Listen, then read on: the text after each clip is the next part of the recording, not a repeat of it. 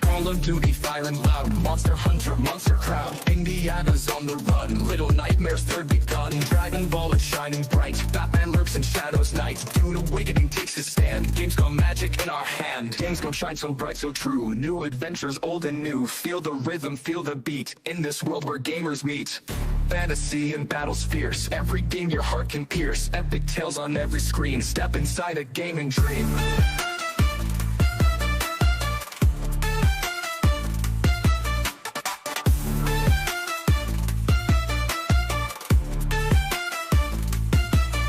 From shooters to the quest, so grand adventure calls across the land. Feel the rush as demos play, Gamescom brightens up our day. Gamescom shines so bright, so true, new adventures old and new. Feel the rhythm, feel the beat, in this world where gamers meet. Dragon Ball is shining bright, Batman lurks in shadows night. Dune awakening takes a stand, Gamescom magic in our hand. Gamescom shines so bright, so true, new adventures old and new. Feel the rhythm, feel the beat, in this world where gamers meet.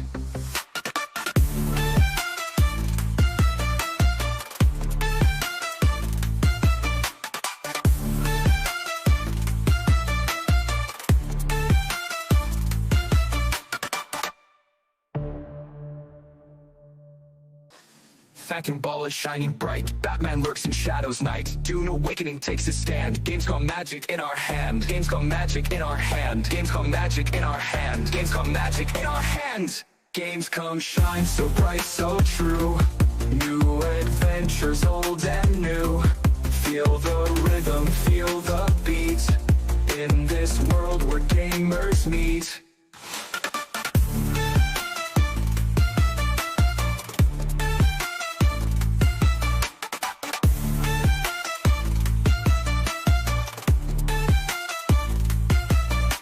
Fantasy and battles fierce, every game your heart can pierce. Epic tales on every screen, step inside a gaming dream.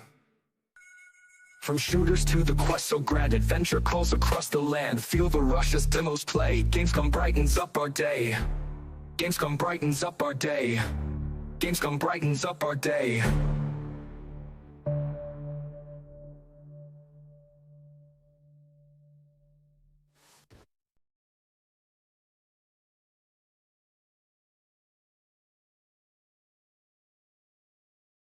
What's up, grinders? How you doing out there? Yes, we are going to go live and check out this Gamescom 2024. So goes live in about 15 minutes or so. Hope everybody's having a good day. Yo, if you missed out yesterday, last night was a fire show. Had some awesome topics. I didn't get to some of the topics, but we had a special guest, Tim Dog, entered the Grindhouse, long time coming, entered into the gaming Grindhouse, and we had a great conversation, and it was awesome. So shout out to Tim, and definitely check out that video. More to come, definitely getting more guests on, and you know, having them grind their gears. That's what it's for. When those doors open, the flames ablaze and the sirens go off. But yeah, shout out to everybody coming in. RPG Gaming, what's up? MVBN, how you doing? Welcome to Floyd. What's up, man? How you doing, grinders? Yes, hit that like button. Share it out. We're going to do a live reaction to the Keeleys. Smuggling grapes at the end of the summertime. Why not? We'll head that out. But, you know, see, you know, RPG Gaming is enjoying some Wukong. Woo! Like you do a Ric Flair. Wukong. I just picked it up. Played it probably about, what, like 20 minutes, the opening sequence and stuff like that, on the PS5, and yo, it looks amazing. And what's up, Ace? How you doing, man? It looks amazing. And one of the things that stood out to me in just my brief time with it, what's up, Leech? How you doing? One of the things that stood out to me at Wukong on the PlayStation 5, you know, I got the Pulse Elites, and dude, let me tell you something. The sound, the music, and the clashing of the weapons, yo, it is present, dude, and it is definitely really, really good. So I'm looking forward to being engulfed in that world there. That sound is hitting, and you know, the epic opening, like, it really pulled you in. And I'm not gonna say anything akin to kind of a God of War, but you know, that kind of pulling you in with the dramatic fight, the big fight. It's kind of God of War-esque in the sense where you kind of like, you have that big fight in the beginning, a big epic fight, and then it gets all taken away and scaled back, similar to how God of War 3 started, similar to how Ragnarok started, and even just God of War in 2018. I kind of like that element where you just get that big battle up front. Like, dude, it's go time. Grand Blue Fantasy was another one that kind of started with the big epic battle against the behemoth, and dude, it is wild. I've been playing on balance mode so far, but again, I'm only about 15 20 minutes in. I just played the opening sequence, and I'm already, I can't wait to just do more of it. I got to get back to it on there, but it is blowing up on Steam. Like, it hit over 2.2 million gamers already on Steam, and I can tell you right now, from my playlist, my list of gamers on the PlayStation, 40 people on my friends list are playing it. So if that tells you, that's about half, just about, well, like a little less than half of my friends list is on that thing. So I got like 200. Yeah, so it's about a quarter of it. Yeah, I'd say a majority of my friends are playing the game and are on it, and that's just on day one. So I gotta tell you, so that's not like the 5 people. I got about 45 or so people playing this game right now. So hey, it's running well. It has 3 modes: performance mode, balance mode, and graphic mode, quality mode. And I'll be streaming it definitely on this channel. So keep it locked here. You want to see more? Some Wukong. That's right. We can go Wukong. Well, that's how we're gonna call it here. It's got Ric Flair. Woo. That's what it is. But hit that like button, grinders. We're going to be looking at the Keelys. We're going to see what is he wearing. Let's see. Do we bet on Keely is wearing what? He's definitely wearing a suit jacket and sneakers, right? He's definitely wearing sneakers. He's wearing sneakers. Does he have the velour jacket that he had at the Game Awards? Usually he don't dress up too much for Gamescom, but he's definitely going to have the sneakers and the jacket for Keely, what he's wearing it tonight at the show there. But I'm gonna say, like, going back to Wukong, I know you guys are Ryan's talking about, it's great so far. It's really, I'm talking about Wukong Primal. It really is. It looks great. The sound, I tell you, it's great. I've been playing on PlayStation in balance mode. I only played about 15-20 minutes of it, but just the opening sequence of it really is epic. Like, that's what you can do, and like I said, it pulls you in immediately to the game. And again, I'm not a huge Souls, I don't like that stuff. So we're gonna see how it sells with me. But the character moves around a lot. Like, there's definitely it's very quick. It's not very slow. That kind of Demon Souls slow. It's very quick. I never played Sekiro, but it looks akin more to that kind of movement. Like, there's a lot of flow movement, and in the combat, just from the beginning, it looks like it's gonna go wild. And the performances, I've been playing on balance mode. It looks great, and it's smooth as hell, especially in the beginning sequence when there's a lot going on. It was there. There may have been during a cutscene, there may be a hitch or one or two during a cutscene, but that was all I noticed in my brief time playing it. But I just downloaded it, and I can tell you, it is a pleasure to the ears, because it's not just those graphics and visuals. It is also the immersion, and you got your dual sense vibrations, and then you got the sound.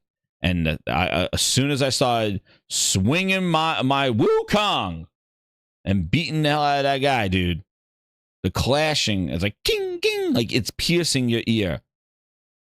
And the music and the presentation, dude, I'm telling you, this, like what I was saying yesterday, the stuff, the way, I'm just telling you, it's refreshing. And what's great is that this is what we need. Like, it can't just be the Sony template. Like, they just know how to do narrative first person, like, single player games, and we just got to wait for Sony games to come out to do this. That's right. See, Captain Ply agrees. He said the audio and the control vibrations are insane. But the fact that we're getting this from other China Hero Project, like other, Stellar Blade is another one. We're getting this kind of, Stellar Blade had an incredible opening as well.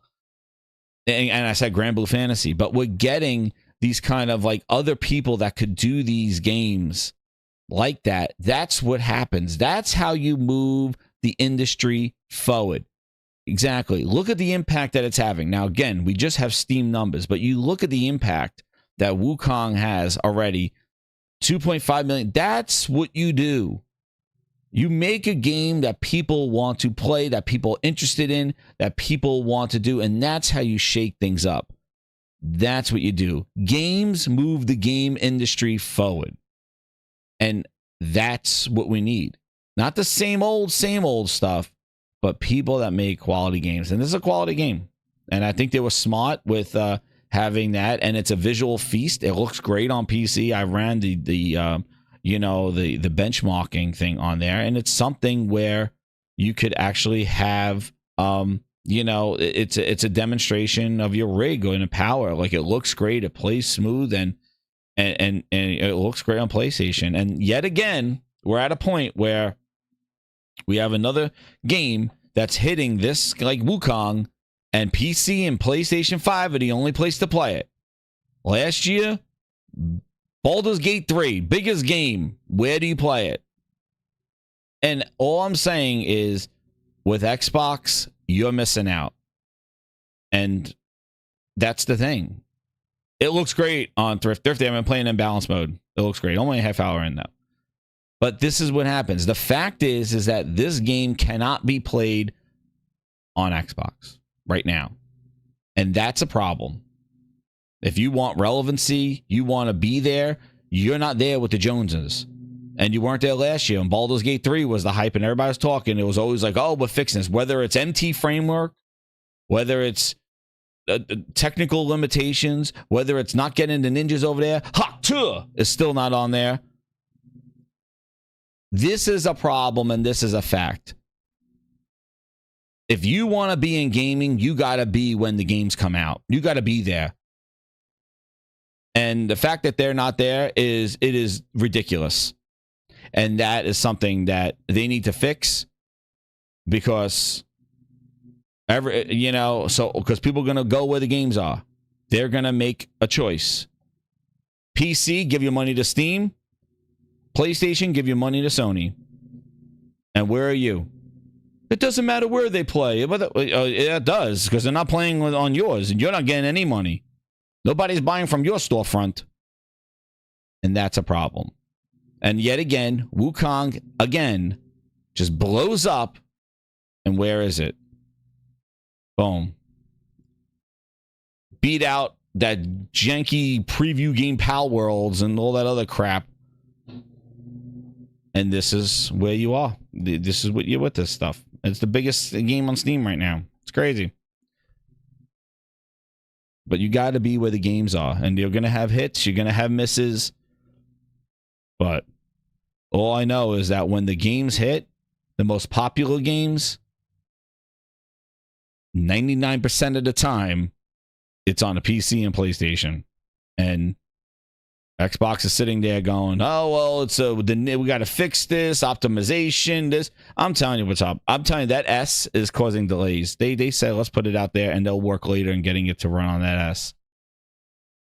What's up, everybody? How's you coming in there? Black Myth is awesome. It's great. I can't wait to play more. As soon as the Keeleys are over, I'm going back to it. But that's the facts. That's the point. When the biggest games come out, Baldur's Gate last year, Wukong now, there's another one hitting, and Microsoft's sitting there going, well, what games are we going to put on Xbox or PlayStation next? Like, oh my God. Not even good news. Like, that's their contribution to gaming. We're gonna see if we could take some of these games that will even look mediocre, like Indiana Jones, and put them somewhere else. Like, it's like, that's your contribution to gaming. Why wasn't Phil drop kicking down the devs over with Wukong and going, yo, I need to get that on my place, my Xbox? No, they're not. Yep, I'm streaming it now. We're going to go. Right now, they're showing commercials. Starts in a few minutes. We're going to watch the Keeleys and see what they do. Yeah, Jacob, man, we covered it yesterday. We did, now the rumors are it's Forza Indiana Jones, Flight Sim, and maybe Starfield. Like, oh my God, that's their contribution. Shout out to Stonewall, member for 23 months, going on almost a platinum grinder. One more month, man. 1 month until the unique update that counts. That's right. That's right, Stonewall. Member VIP for almost 2 years, and I really appreciate it. And then, yeah. And then also, Concord is coming out. So you can say what you want, but, you can play the Ultimate Edition now, or like the early adapt edition now. But I got the Wukong right now. And then, one of the things that came up, and I think we don't have enough time, but one of the things that I wanted to cover too, is that Concord did release an update, and actually they fixed a couple of things from the beta that were a pain in the ass on Concord. And one was like join in so people don't, and penalty for leaving a game. They weren't in the beta, but they're in the final build. Dude, those are huge. Those are game changers right there for me, because like it sucked if your team left. Like if you were going to play not with a full team, you would have a half a team or somebody would just quit and you would just get destroyed. Now that there's a penalty and that there's cop join in, dude, that does change the dynamic of the Concord. So Concord, yeah, I'm liking that. Those were huge misses from the beta that really destroyed any kind of, like, if you just wanted to jump on and play, you got a team that was losing and they would just quit, you would be stuck with just you and the other person. So that was an issue. And that's one of the fixes there. Let me see if I can grab the other ones before we start with the Keeleys here. Let me just see here. Let me see. I have the bookmark here. Shout out to Jay Barry. Jay Barry posted it. Yeah, here it is. Just to kind of show what it is. So they got the join in progress feature that was absent from the beta. And this feature helps backfill team members that have left the game early. Thank goodness. Oh my God. And then quitter penalty. Also absent in the beta at launch. Quitter penalties will apply to players who leave games intentionally. There's a grace for the first couple of leaves, and then warnings, and then they'll receive a quitter penalty. We'll put them in a queue for a cooldown. There'll be more penalties. Player racks up. Longer player prevented from queuing, so they'll just increase the queue. They were also adding training and practice range, so you could get to use the characters. That was something, another miss from the beta that really didn't show, like, what you can do. And PC players now releasing drivers. Variant unlocks, as we previously published on our blog. Variants will begin to unlock week by week with Teo, and each week a new variant challenge will unlock, so you get your variants. And crew bonus UI. Thanks for your feedback with the UI crew bonuses. We know you wanted to make adjustments to improve the eligibility of it. And crew bonuses applied after self-elimination. We made the changes to prevent self-elimination from applying to crew bonuses. And then crossplay defaults. We hear you. PC players, this one's for you. Crossplay will be default on for both PS5 and PC. Every player will be prompted during the first time saying to set that up. Additionally, you can always revisit the game and turn it off. So yeah, those are definitely great updates that really change stuff that's going on there. I really think that's great. I wish there was a Twitter penalty. That's right, Cosmic Hero. I agree. But yeah, we're going to start here live. Right now, they got Kyle Bossman just talking, but we got to wait for Smuggle and Grape Show, and then we'll start it up there. I'm missing the stream now. What do you mean? Kyle Bossman's talking about it. I'm missing it. How am I missing it? No, there it goes. It's going. Oh, man, now you made me miss it. Hold on. There it is. First, who's had... Grinders. You're scaring me there. Please welcome your host, there it goes, the creator of the Game Awards, Jeff Keighley. There he is. There we go, Grinders. So let me know the balance. Yeah, we have the Keeleys. We're live. We're live at the Keeleys. He's wearing... Yeah, he don't get dressed up for this one.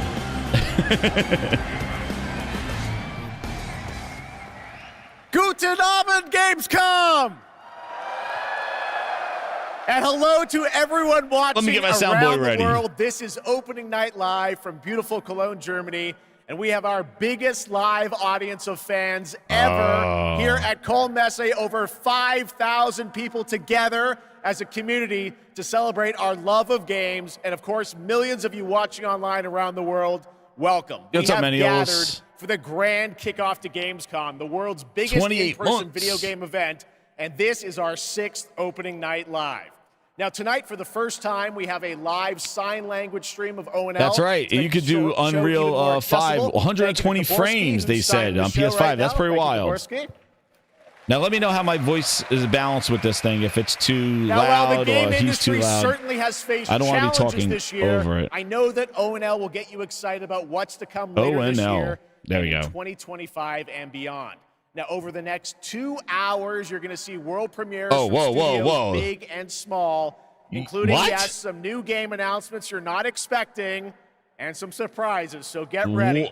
From Monster Hunter to Indiana Jones, Dune to Civilization, Call of Duty to Marvel Rivals, the most anticipated games will be on stage tonight because they wanted to be here with you guys at Gamescom, and I am so honored and grateful to have the opportunity to present these games to you.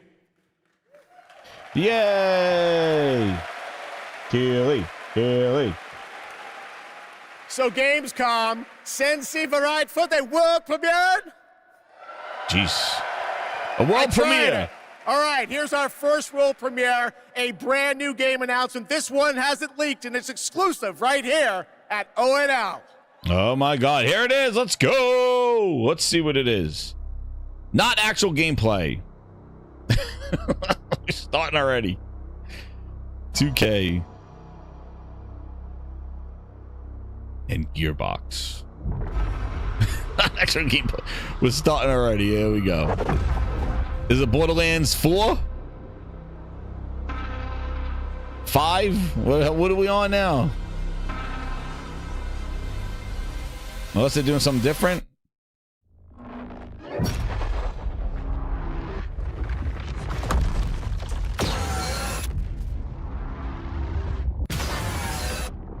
Yeah, this maybe that looks like Pandora. I don't know what this is. Brothers in Arms. It's Aliens. Terminator. I don't know.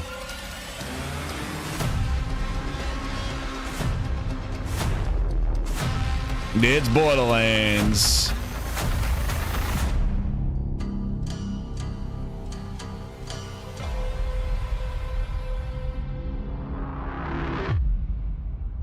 Yo, next year?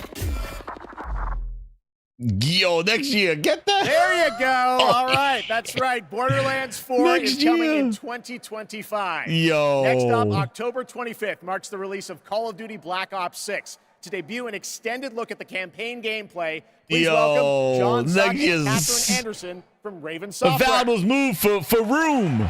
Oh, shit. A valve was moved to give it some breathing room. Black Ops Return. Oh, it's not Phil Spencer. Sorry. Story and signature blockbuster action where players question everything. Valve delayed for room. It features an all-new campaign with 16 new multiplayer maps, with the return of classic Prestige and Theater mode, and 2 brand new Zombies experiences on day 1. You'll see live MP, Zombies, and Warzone gameplay at the Call of Duty Next event on August 28th. And starting on August 30th, you'll be able to join the MP open beta to try out the brand new Omni movement system for yourself. But today, we're here representing the Raven team, who's leading the campaign in partnership with Treyarch. Oh, goodness. Got 20,000 people. The Black Ops 6 campaign is set in the early 90s, a time of global turmoil and uncertainty as the Cold War comes to an end. What's up, man? You're joined by legendary characters Frank Woods, the grizzled vet, and Russell Adler, the ultimate wild card. Enough from me. Together, with new allies Troy Marshall and Jane Harrow, and unbound by normal rules of engagement, you'll unravel a mind-bending conspiracy. In the mission we're about to show you, our rogue team has targeted a senator attending a political fundraiser in order to gain access to a top-secret black site underneath Washington, D.C. This is Most Wanted. I think it's time we tried something new.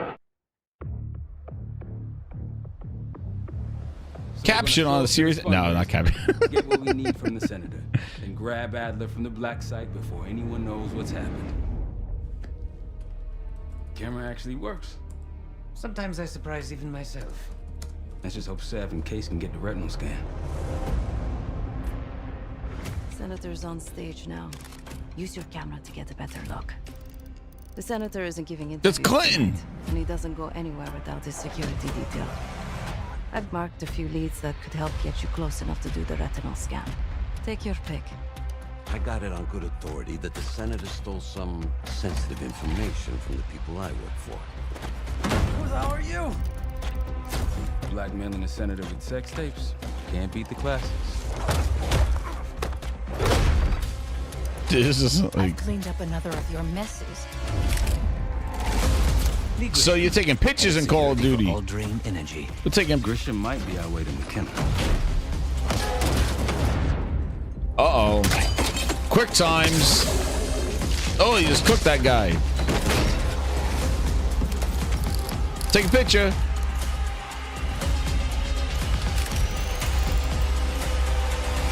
Modify the infrared image to highlight the capillaries in the senator's retina. It should have just enough resolution. Call of Duty, the photographer version. You just got a camera. Go. You and a camera. Please help. They took me during shift change. Knew our schedule somehow. Let's just give them a camera. It must be Pantheon. It looks a little cartoony. We can do this loud or quiet.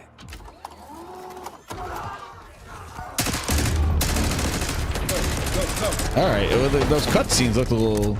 Oh, we got choice. Cosmic Hero member for month. Nobody sounds excited. Great job, Microsoft and Jeff. Joff. Guess Woods got my message. The old man says you're worth it. You better be right. You camera. Bill Clinton and the cigar. Picture of duty. It does look a little. Yeah, it doesn't look as realistic as you would think a next gen Call of Duty would. I don't know. Am now. Looked a little.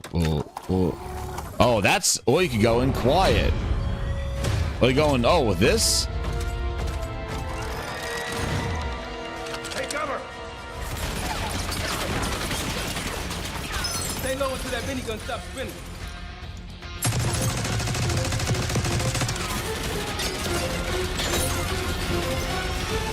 Dude, you're not gonna kill him with that.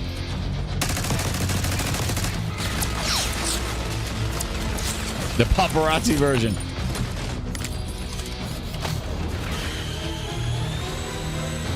Give him the Hot Wheels car. Yeah, that's great. Nice work. These Pantheon guys literally sent the big guns after you, Adler. How's that feel? Camera of duty. Progress. Up through the service hatch. You two first. I'll give you a boost. A boost. You first, Adler. I got to give him booster. Come on, Case. Give him that Sony boost. Boost.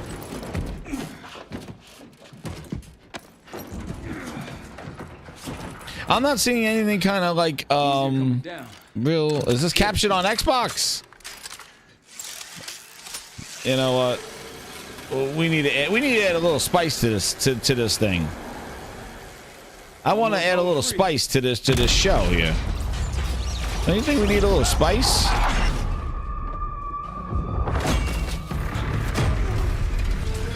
Yeah, a little spice here.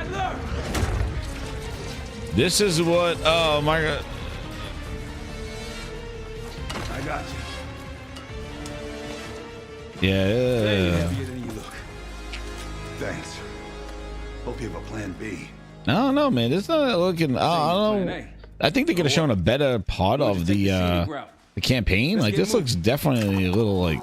What is this rewind shit? Is this fast forward? Oh, okay. Looks all right. I don't know. It looks a little. I don't know if it's a stream, but it looks a little cartoony, dude. It doesn't look as, I don't know, like Modern Warfare felt. What the hell's that? You got a ring? You got a weapon wheel?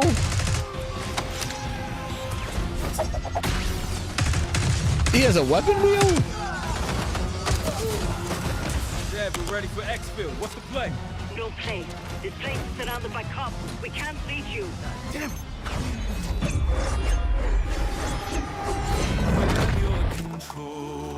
We can't outrun them. We outrun them. Just like that, huh? Just like that.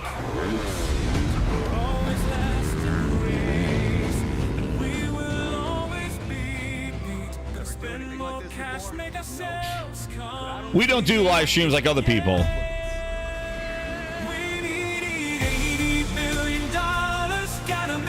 Hit that like button, grinders. To be relevant, we'll go all out, no holding back. Led by fearless and booty, we'll bring the games everywhere. No more sucking, it's time to show we care. Start by bringing pen and men. See if thieves high fire rushing round at games over to PlayStation and Switch. And we will say that exclusives don't matter anymore. And then when we get Starfield ready for the pitch, big booty Bobby and Lou walked out with the bag, and now left with all these IPs. What the hell are we supposed to do? $8 billion, gotta make a splash. To be relevant, we'll go all out, no holding back. Led by fearless and Black Ops 6, more coming at Call of Duty next. And now I'm honored to introduce my co-host for Opening Night Live. You know her from her years of hosting League of Legends esports around the world.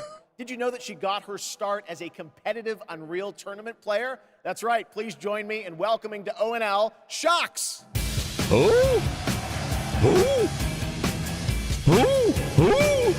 Ooh. Hello, Gamescom. Shits. Thank you for the warm welcome. Unreal Tournament, that is quite the throwback, but I am so excited to be here tonight revealing many of the games on Opening Night Live and highlighting events happening during this Gamescom week in Cologne. Gamescom really is the best week for games worldwide every year, and I am so stoked to be back here with you all celebrating it. Now, it is my pleasure to share a message from Gamescom to you, our gaming community.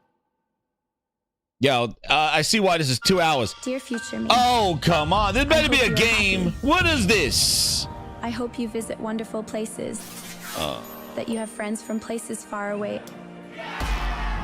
And that you This is why, like, why is this thing need to be, just show the game, like, blah, blah, blah, blah, blah. Like, what is this? Just show the games, dude. Dear future me. We're already doing commercials. To play. Do you like to play too?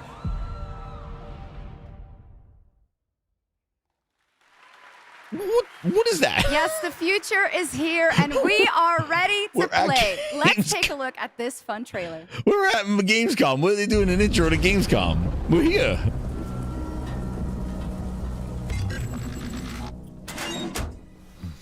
Uh-oh.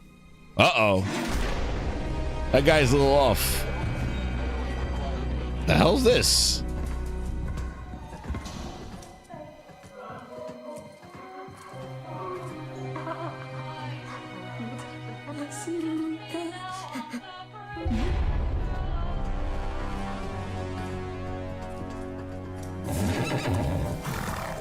Hey, you're finally awake.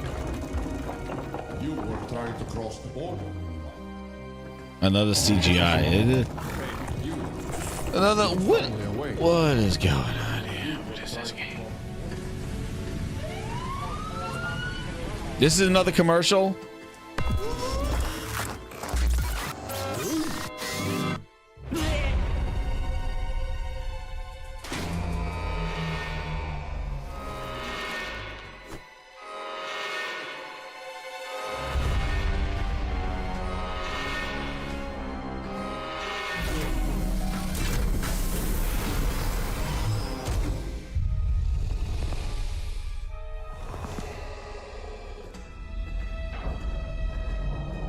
Oh, man.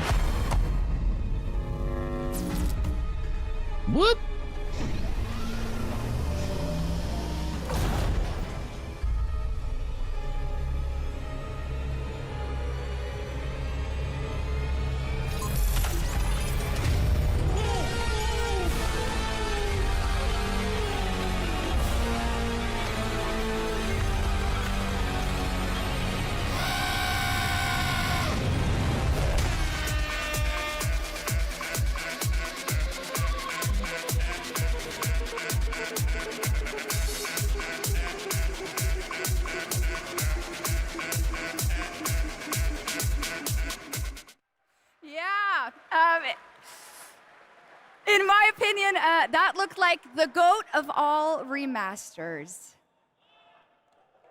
Okay. Well, we are expecting hundreds of thousands of fans at Gamescom this year in person, but if you cannot be here with us, don't worry. You can join us virtually by going to Gamescom Global, where you can explore and discover what the world's gaming industry has in store for you. And our very own Gamescom studio is here with all-day coverage of the event, so tune in to Gamescom Studios broadcast by IGN on Twitch or on YouTube. Now, we have some news on Persona 3 Reload and its next DLC episode, Aegis, The Answer, coming on September 10th. It's time to reveal a surprising boss fight coming to the game. Tomorrow and all the days after it will be March 31st. It's like Tartarus all over again. There is a strong connection between all of you and what's happening. Let's just open it, then we'll know. Something's wrong. Ravage them! You'll never see it coming. Why is it after us? Persona! Here it comes!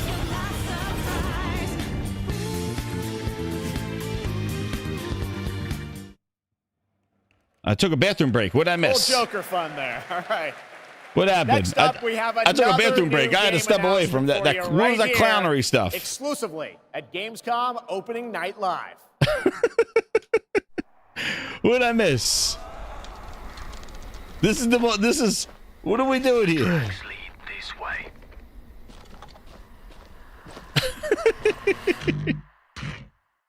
Techland. Oh, what's this? Techland. We got nothing much, thanks. All right. It's close. Stay here. Are we doing zombies again? Let's go, Techland. What are we doing? New IP? Let's see. On me. A goat got... Yo. They remastered Goat Simulator? Oh, my God.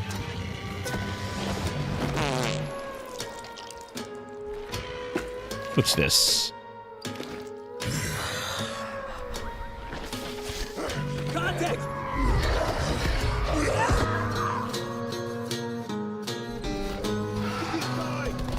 This looks awkward animations. What do I do?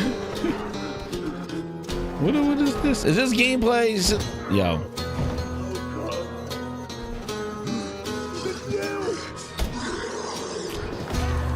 Every man has Oh, this is Dying Light 5, 3, 4, whatever. Dying Light 3. You might unleash the beast. Yeah. Now he's the monster. Techland, I think we got to move on to something else, dude. We're doing this again, Tech? Come on. You guys can do something else with this.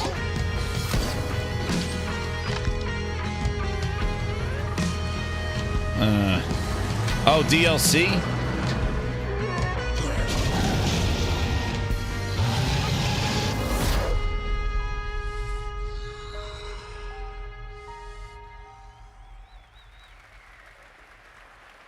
Yay.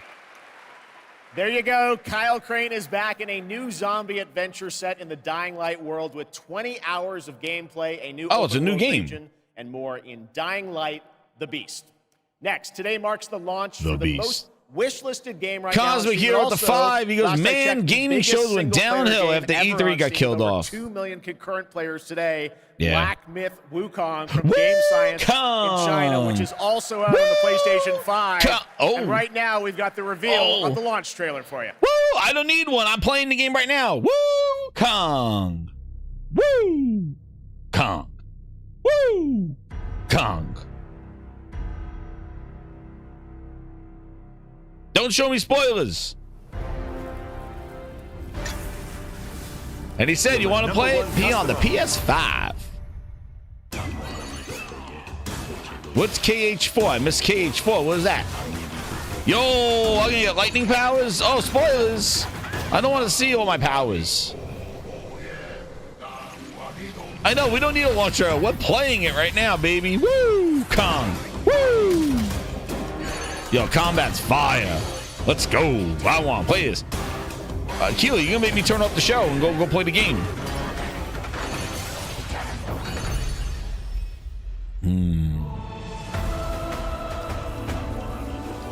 Oh man, shape shifting. Oh, I don't want to see all this stuff.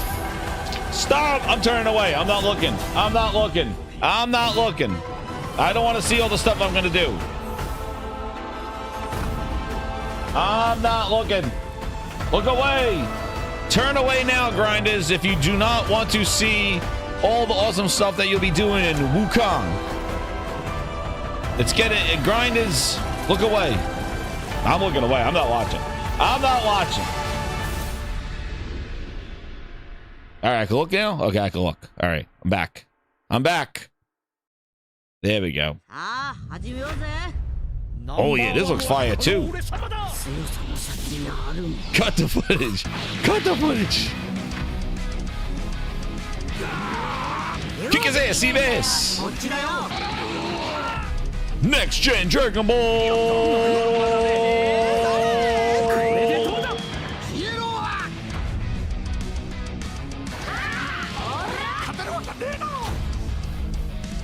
I might be getting this too.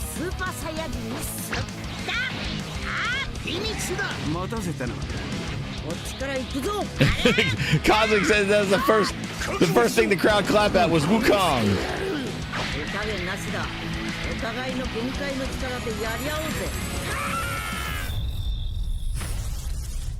Ooh, October 11th. Oh, damn. A whole bunch of stuff. Welcome back to Gamescom Opening Night Live here in beautiful... Oh, my God. Wargok? Who's ready to roll? Live from the Construct Coliseum, it's time for everyone's favorite game, King of Meat! We joined recently kidnapped celebrity guest contender Jeff Keighley at the starting line. Wait, starting line? I don't understand. I do not understand. I do not understand. Stop! Enough! Tell him, Huggy. Tell him! Enough! Everything of these contenders. Stop! But the Enough! machine is leading the way to the finish. That's it. That's it. I'm muting this trash. I'll put my own commercials in here.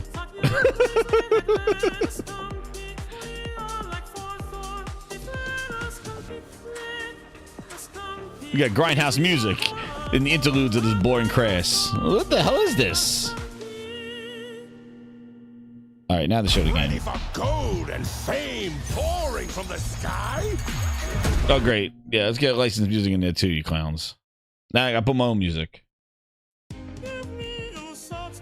Why I feel like there's gonna be a Game Pass logo after this.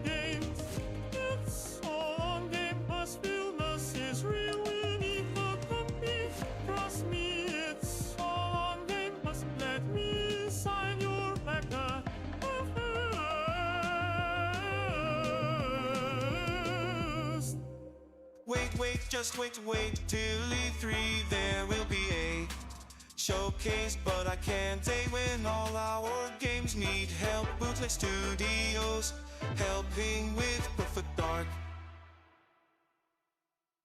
Yeah, Glowmade.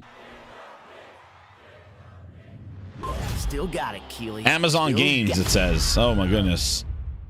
Amazon Games. I want Keely. Welcome back to Opening Night Live. All the grindhouse music and that fits. was the announcement of King of Meat, an online co-op spectacle for 1 to 4 players from Glowmade in Guildford, England, and Amazon Games for console and PC. And you can sign up at kingofmeat.com. Play with your fire sticks, he just said. Now, one of the things I absolutely love about making these shows is that we get to introduce you to brand new games and teams like this one to reveal their first game from their new studio, FuzzyBot. Please welcome Tatania Dislova and Max Spielberg.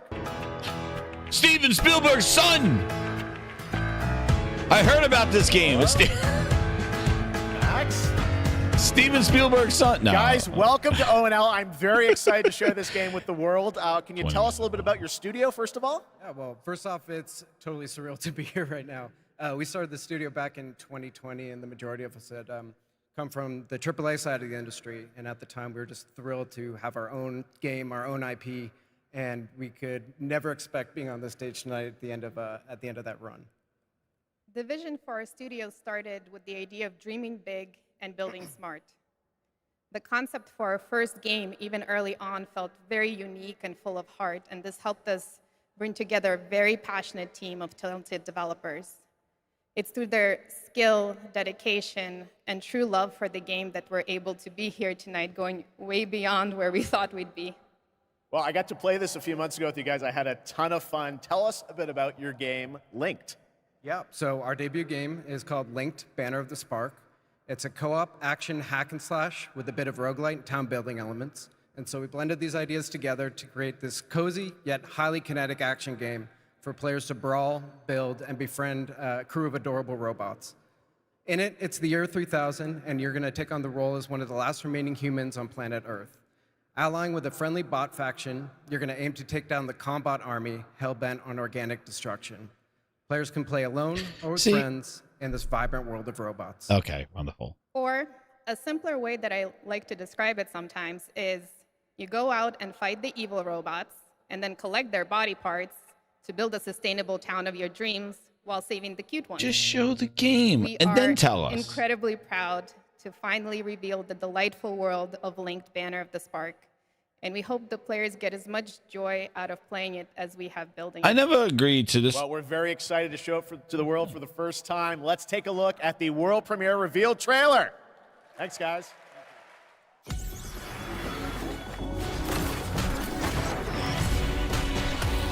That's why they should.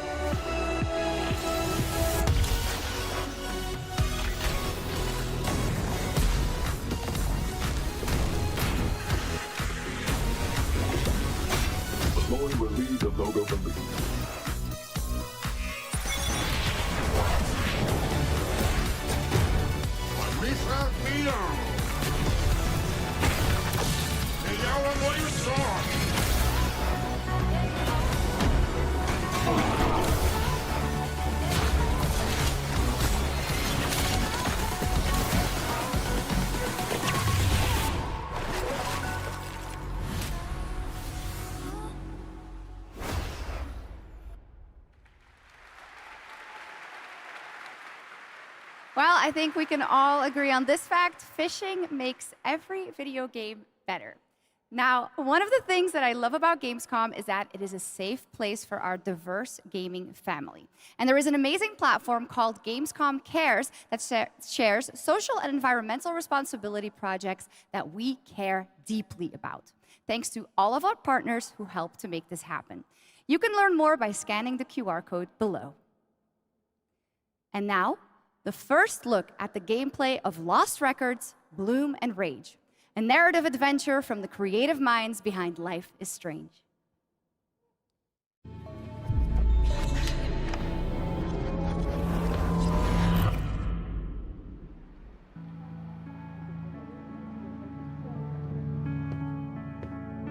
Honestly, Swan, I'm glad, but slightly surprised that you showed up tonight. When I saw your text, all these memories came flooding back. Hey, she actually showed. Welcome! I remembered Nora, her energy. Shit! Where's my fucking pick? The Tharp one's her favorite.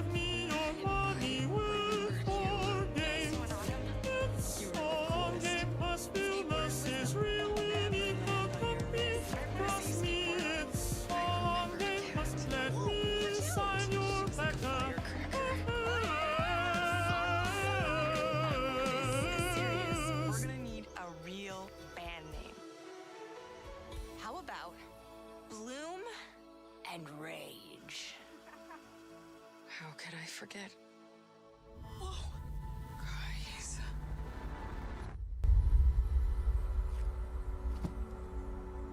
Last week, my mom found a package on her doorstep. Wait, our bloomin' rage? Are we in trouble?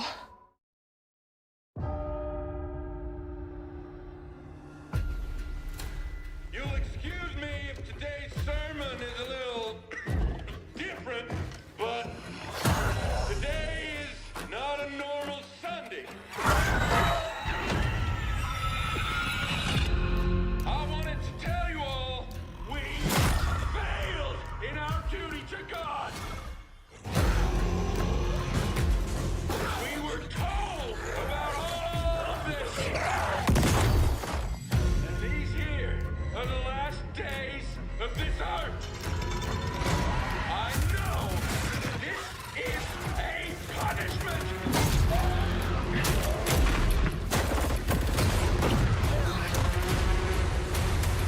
The other place, it's full, so the dead walk among us.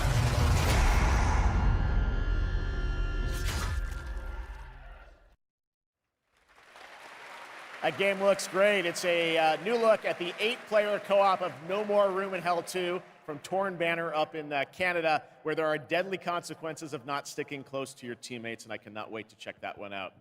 All right, our next game, it's been a long time coming for this next one. At the Game Awards in 2021, Embark Studios revealed Arc Raiders, a game that immediately struck a chord with players around the globe, a stunning future Earth where menacing Arc machines threaten humanity's attempts to rebuild.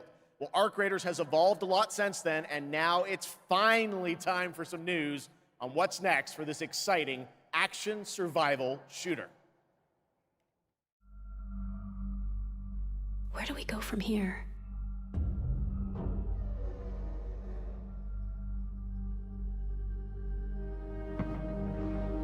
You've told us nothing of this place.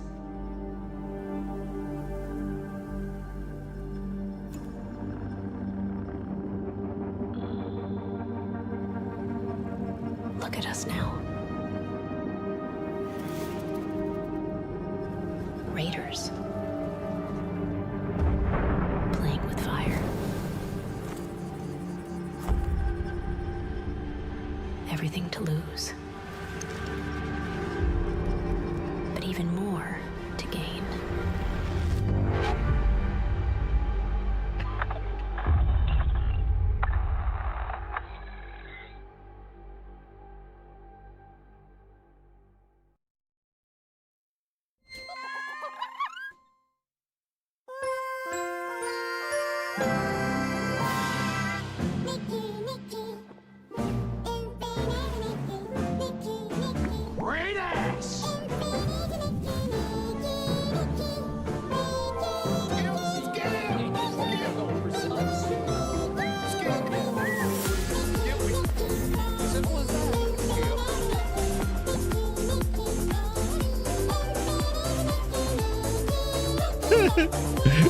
Dude, I'm done. I'm doing a friggin' reverse stream. I'm gonna go play Wukong and let you guys tell me what I missed. Oh shit! Oh my god, that music is driving me crazy. Oh, and Psychonauts 2. Oh no! 12 minutes and 80. Dude. Phil licking his lips. He's like, Phil's ready. We're gonna do a reverse reaction here. I'm gonna leave, and you tell me what I'm missing. I'll read the chat. Phil Spencer's right now, right? He's smacking his lips. He's like, Game Pass, June. Oh no, it's a PS5 exclusive.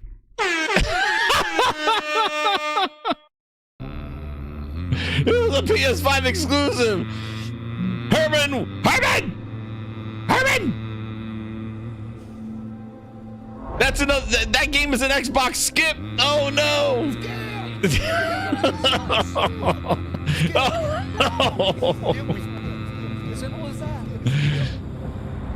Oh no!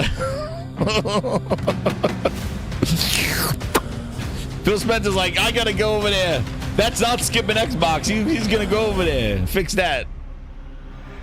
Phil Spencer, go over there and go fix it. Isn't that in Game Pass? This game?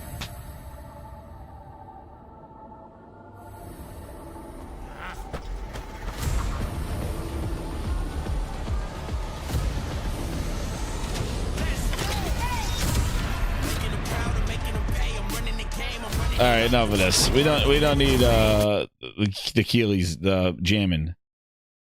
What is this? This is not Warhammer, is it? Paragon? No. What game is this? Uh-oh, service game. It looks like a service game. Brings you back. Oh man. Oh, there's a commercial. Another commercial. Game's already out already. Join 2000. Please. This is Paragon, right? It's been out for the friggin' years. Is that what this is? What is this game? This is another commercial. This is not Warhammer.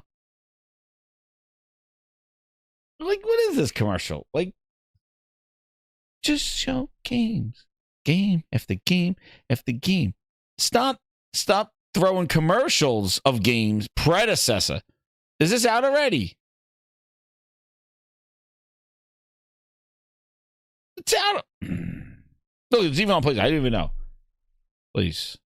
What you saw right there was Predecessor, a MOBA shooter built by an indie team from the ashes of Epic Games' Paragon. If you remember that one, it enters 1.0 free-to-play release tonight. Oh, from the ashes of Paragon. Grinding Gear Games, the ashes. Nearing release. And tonight, yes, we do have news on the early access date. Check this out. A release date. My it came out today. Are you clear of mind? I'm playing Wukong. And of heart. It's free. If it's free, it's for me. Are you ready to sacrifice? Sacrifice everything to become the savior. I will. From the ashes of Paragon. That's what he said. Do you have the strength to sweep the ashes of Paragon this world and build it anew? I must.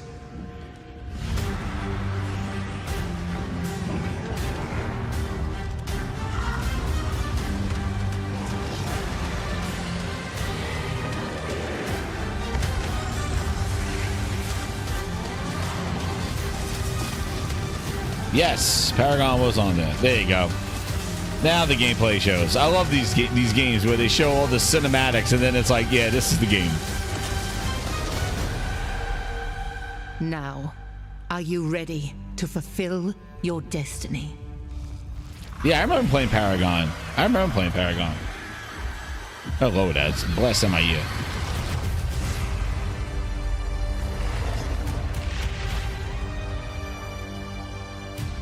So make sure there's a change. Yes. I am ready. He's ready. Well, that looks absolutely great. Can't wait for that one. And now, Gamescom is known for the cosplay. The vision and dedication cosplayers put into their craft is an inspiration to us all. And to see these amazing cosplayers, you can tune in to the Gamescom Cosplay Awards. Why are you pushing cosplay? At 5 p.m. And if you're into indie games, who isn't, you can watch the best indies of Gamescom in our Gamescom Awesome Indie Show tomorrow at 8 p.m. on Twitch and YouTube. Enjoy exclusive announcements and interviews, all packed into an exciting one-hour show hosted by Shay Thompson. Plus, the Gamescom event arena, that is where I am standing right now, and all of you are. It is the biggest and most elaborate stage at Gamescom, featuring not only opening night live, but additional live shows featuring creators. Jeff Keighley's getting a wardrobe change, I think. He's like, get my smuggled grapes pants for the second hour. Now, up next is a first look at the gameplay of Dune Awakening. Jeff Keighley's doing a wardrobe change. He's got that fucking Taylor Swift. And news on when it's going to be released. He's like, I got to get a wardrobe change. Let this girl talk. I got to get a wardrobe change. Fucking Jeff Keighley, Taylor Swift. He has to go to his Eras tour. He's like, oh, I got to put on my smuggled grapes from 2 years ago. Awaken. Keely, I gotta go put my smuggling grapes pants. Wardrobe change. He put on his clown outfit. Sculpt your appearance. Choose your background. Goddamn Taylor Swift is coming out. He's like, oh, yeah, go put on my smuggling grapes. Crash into the planet. You are abandoned and alone. Hunted by sandworms. Scorched by the unforgiving sun. He's like, get my smuggling grapes pants. Stick to the Didn't they show this gameplay at the Game Awards? Or Summer Smuggling Grapes Fest? Dangerous planet. Didn't we see this already? Meet hundreds of other players. I give everybody a one-show limit. That's what I give. I give everybody a one-show limit. You show your game at the show. I don't want to see it again. It better be playing it by the next show. I don't want to keep seeing the same game show after show. Working with others. You show me the game in Summer Smuggling Grapes. I don't want to see it again. Next time I see it, it better be on my screen with my controller in hand. Climb to a vantage point. One show limit for all these games. And prepare for violence. Oh shit, This has been 3 years. Oh, your damn. Your choice of weapons and abilities determines your strategy. Nah, I give everybody a one show limit.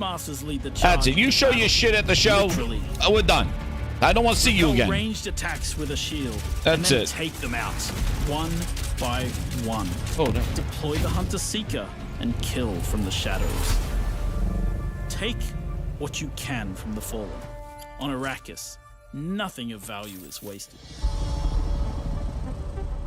Mine, harvest, and gather with your group to build bases and unlock more advanced equipment, like the blood purifier. Refine the blood you collected from your enemies to extract drinkable water. Craft improved equipment using fabricators. Replicate your bases in new locations with the blueprint system, and then sell blueprints of your architectural wonders to other players. Lead your group to become a guild. On Arrakis, a nameless prisoner can rise. Construct an ornithopter and take to the air. The world is yours to claim. This is Dune Man Keith Filari reminding you to vary your route. Return with a full spy slot. My crew found a shortcut. We become The in-game radio provides insight into key events happening across Arrakis. Map the desert. Discover landmarks, wrecked ships, and desert testing stations filled with forgotten technology. Arrakis is a vast planet. You can explore unique locations, uncover valuable resources, and search for secrets amongst the shifting dunes. And then, return to civilization triumphant with what you've found. Harko Village throngs with people, spice traders, guild bankers, smugglers, house envoys, and of course, other players. Here, you will pledge allegiance to one of the great houses of Dune, the Harkonnen. But remember, to play politics, you need power. And on Arrakis, spice is power. In the deep desert, beyond the shield wall, hundreds of players scour the landscape, hunting for spice. Every spice blow has the potential to become a heated battle, with multiple guilds vying for the precious melange. Even when it looks like defeat is inevitable, those who understand desert power can awaken Arrakis itself.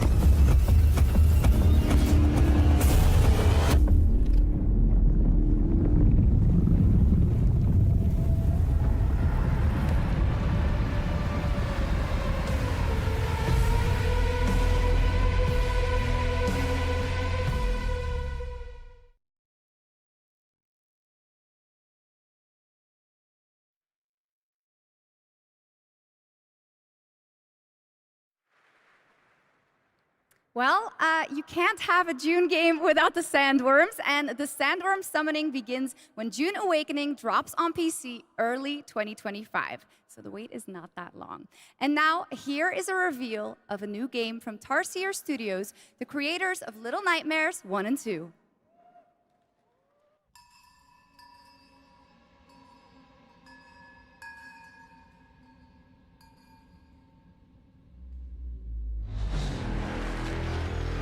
Nothing lasts forever.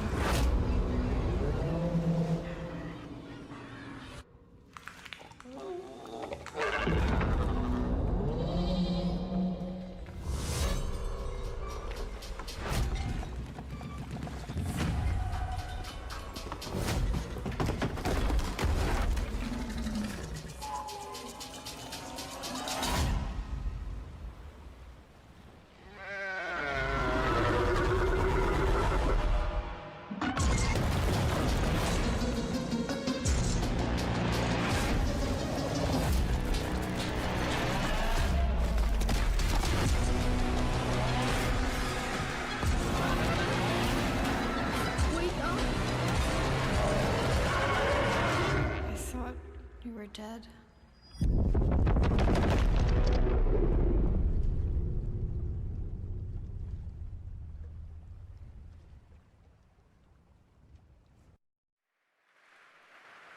That was Reanimal, the next big entry in the cozy game genre.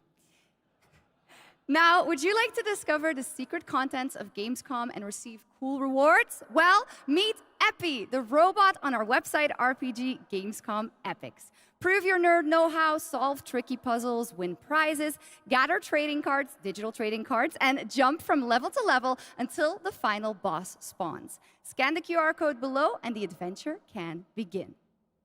Now, in its 4th year as an evolving open-world adventure, today Genshin Impact is unveiling more about the 6th Nation of Natlan, which will be released on August 28th. And we also have some news about when the game will be coming to Xbox.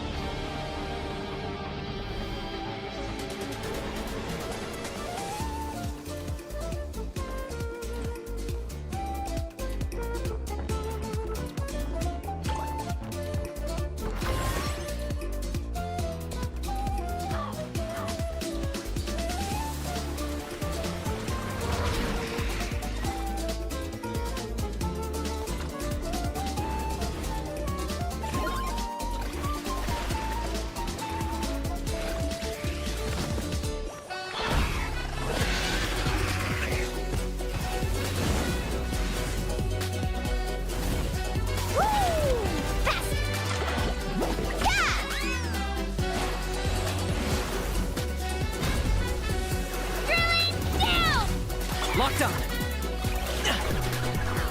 For the Lord of the Night. Woohoo! Catch an epic wave! Whoosh!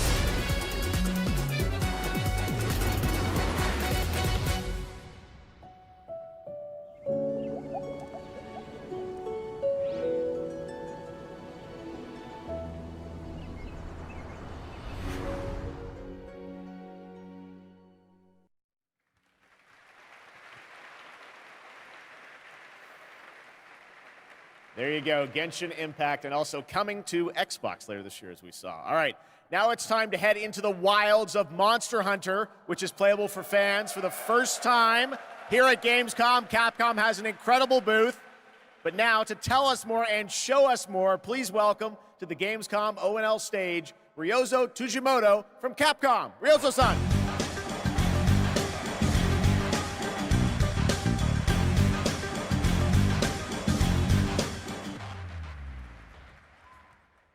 はい、ドイツの皆様、配信をご覧の皆さん、こんにちは。今日は、モンスターハンターワイルズの最新の映像を持ってきました。まずは、この、時間を作っていただきましたジェフさん、本当にありがとうございます。Hello to all of my friends in Germany and to the millions watching around the globe. I'm really thankful that Jeff has invited me to the opening night live stage so I can share a new Monster Hunter Wilds trailer with everyone. 今日のですね、今回ですね、ゲームズコンでは、初のプレイヤブル出展も行っています。今後ですね、世界の、いろんなさまざまな地域で、このようなプレイヤブルの出展も、考えていますので、そちらも期待していただけたらと思います。それでは最新の映像をご覧ください。Before we debut the trailer, I just want to express how excited I am to kick off our season of Monster Hunter Wilds hands-on demos starting at Gamescom. Now, let's take a look at the latest trailer.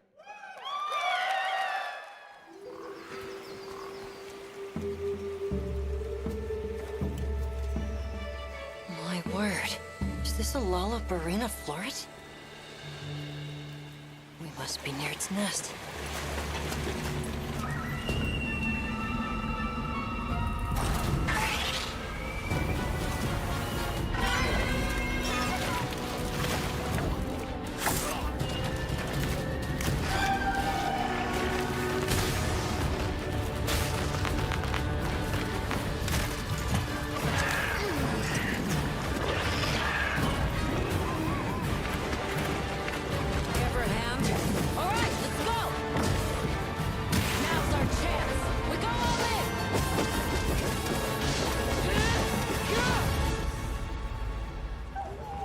We could do a lot worse for an interim camp.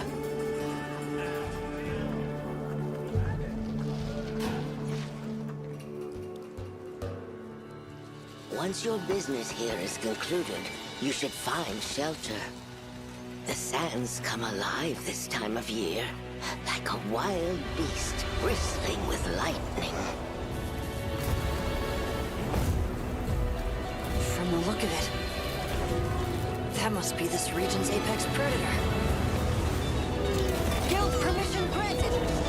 Begin the hunt. Understood.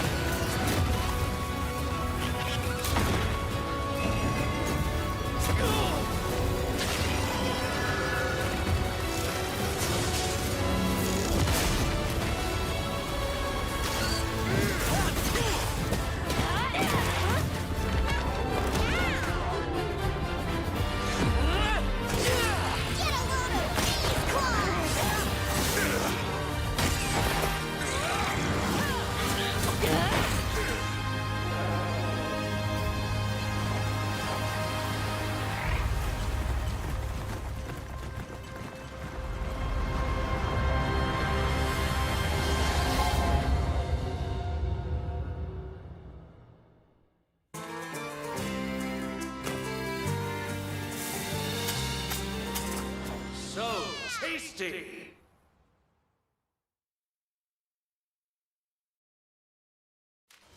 Danger lies at every turn. Treasure. Secrets. Destiny. Everything lost is meant to be found.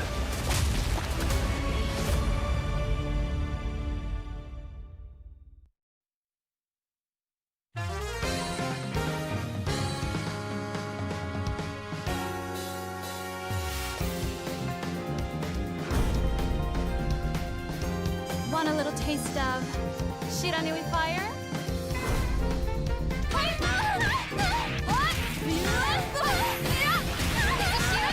You ready?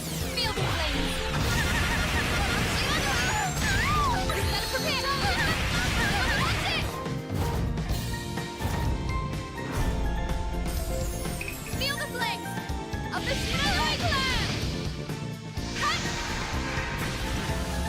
Ode on the light, Akatsumi. Fatal Fury, City of the Wolves.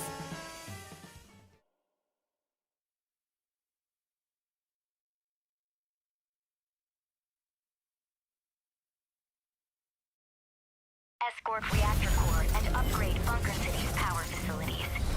St. Dino's have also set their sights on this operation. Be sure to complete the escort before then. Ready to strike!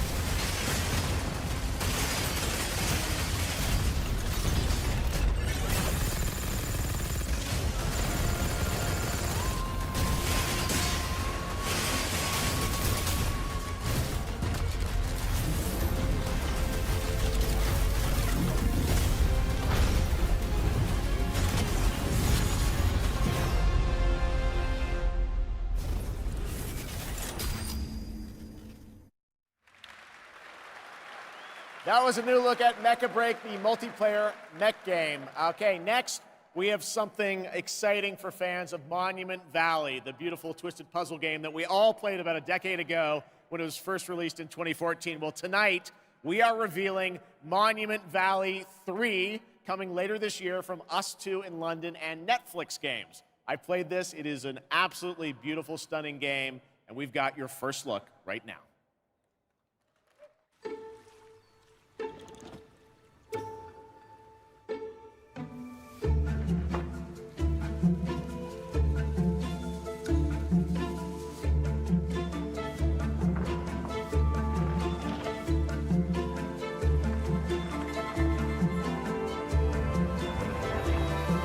Oh, back. Fell asleep. Nah, it wasn't Momo. Sorry. Oh, look what I came back to. Oh, my goodness. No, I had to step away. I had a package. Somebody was at the door, and I missed the friggin' package. My thing was coming. Guys, the hard drive. I was waiting for my hard drive all day. They didn't even ring the doorbell. They stood by the door, and they ran away. And now I gotta get it tomorrow. God, I'm so pissed. Now I'm mad. And I come back. Netflix games. Holy gee. This is what I come back to. God. Just piss me off more. 3 drops exclusively on Netflix December 10th, 2020. A Netflix game. My God. Now, this is what I come back to. First released in 1991. It sucks, dude. They just stood by the door and walked away. One of the gaming industry's biggest franchises. And here at Gamescom, we are revealing the gameplay of Civilization 7 for the first time. I got him on the camera. He just stands by the door like this. Please welcome Ed Beast from Firaxis Games. What are you doing? And then drives away. And now I can't get it till tomorrow. I'm like, I'm going to go find them and chase his ass down. Thank you, Shocks. Thank you, Gamescom. It's hard to believe that it's been almost stands by the door. Signature required. Last Civilization game. So we're incredibly honored to be here tonight at Gamescom talking about Civilization 7. Holy Jesus. Civ 7. That's all right. I got Wukong. I'll play some Wukong. And then my that thing will come tomorrow. I'll get it tomorrow. And they released it. I was like, drop it off and leave. Everything from its new gameplay features to its gorgeous new art style. Anyway, back to the games. What did I miss? Well, I didn't miss much. Let's see what the grind is saying. Please join us after opening night Mecha Break? All right, I'll go back and look at Mecha Break. For our official gameplay showcase, where we'll deep dive into what's new in Civ 7 and finally reveal our new That's what I was saying, RPG. I was like, where is he? On behalf of the team at Firaxis Games who has worked so hard on this game. Kidding me. I'm so excited. Go watch him stand by the gate. And I was like, going to find him. Look at Sid Meier's Civilization 7. Please enjoy. Look at this. Civilization was the game that was created during a time. Yo. He went to the door. He tapped on the window and stood there. The entire history of the world into a game and make it fun. And then left. How do you not ring the doorbell?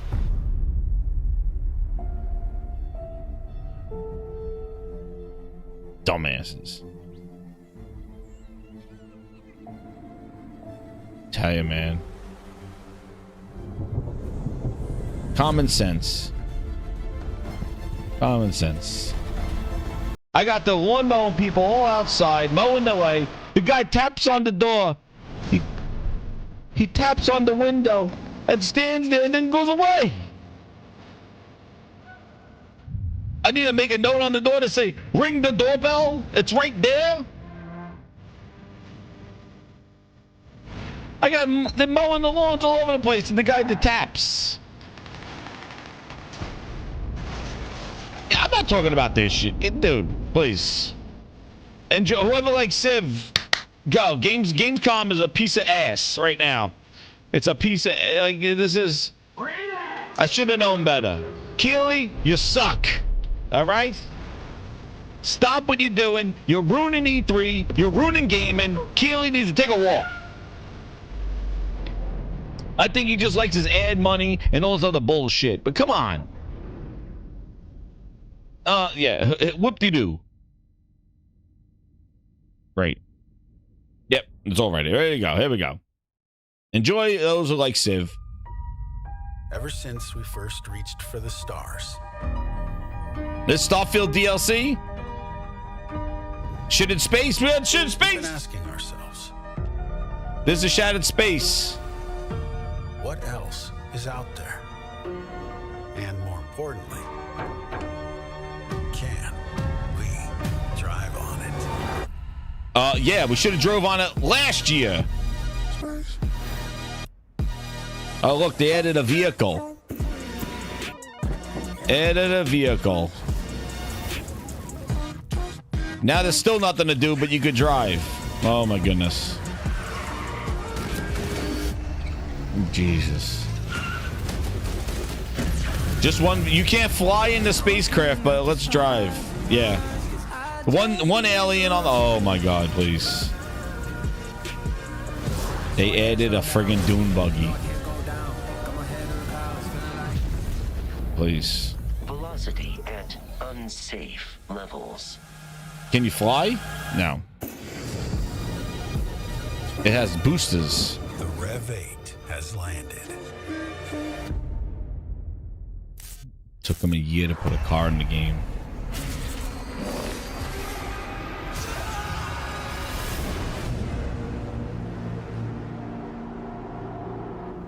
September 30th. There's 2 bits of Starfield news for you and a confirmation of the expansion Shattered Space that is coming out on September 30th. Now it's time for an exclusive update on Marvel Rivals, the upcoming hero shooter from NetEase Games and Marvel Games. Tonight at ONL, we're revealing 2 new heroes who are joining the game with a first look at their gameplay. That's the Shattered Space DLC promo that they added a car. Among the stars, Wakanda found a new home. They added a car, but vehicles would ruin the pace of exploration. Yeah. Now they got an excuse not to have anything on the planets because now you're just driving so fast. Why do you need all these animals to bump? Why do I need all these aliens to bump into? I'm driving my car. Dude, there's still nothing to do on those planets. That was their DLC promotion there. That's it. We added a car. Wait a month. Yeah, jeez. No. September 30th. No. Open beta, let's go. Tonight. Let's do an open beta. Stick around. Armed and dangerous.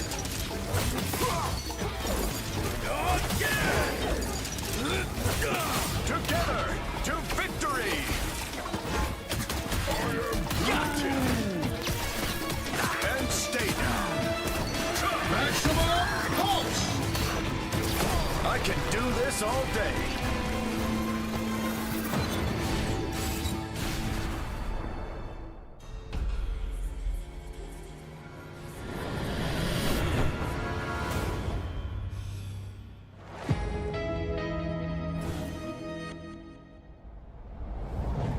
Ah, it's coming up December 6th. All heroes unlocked. Hey.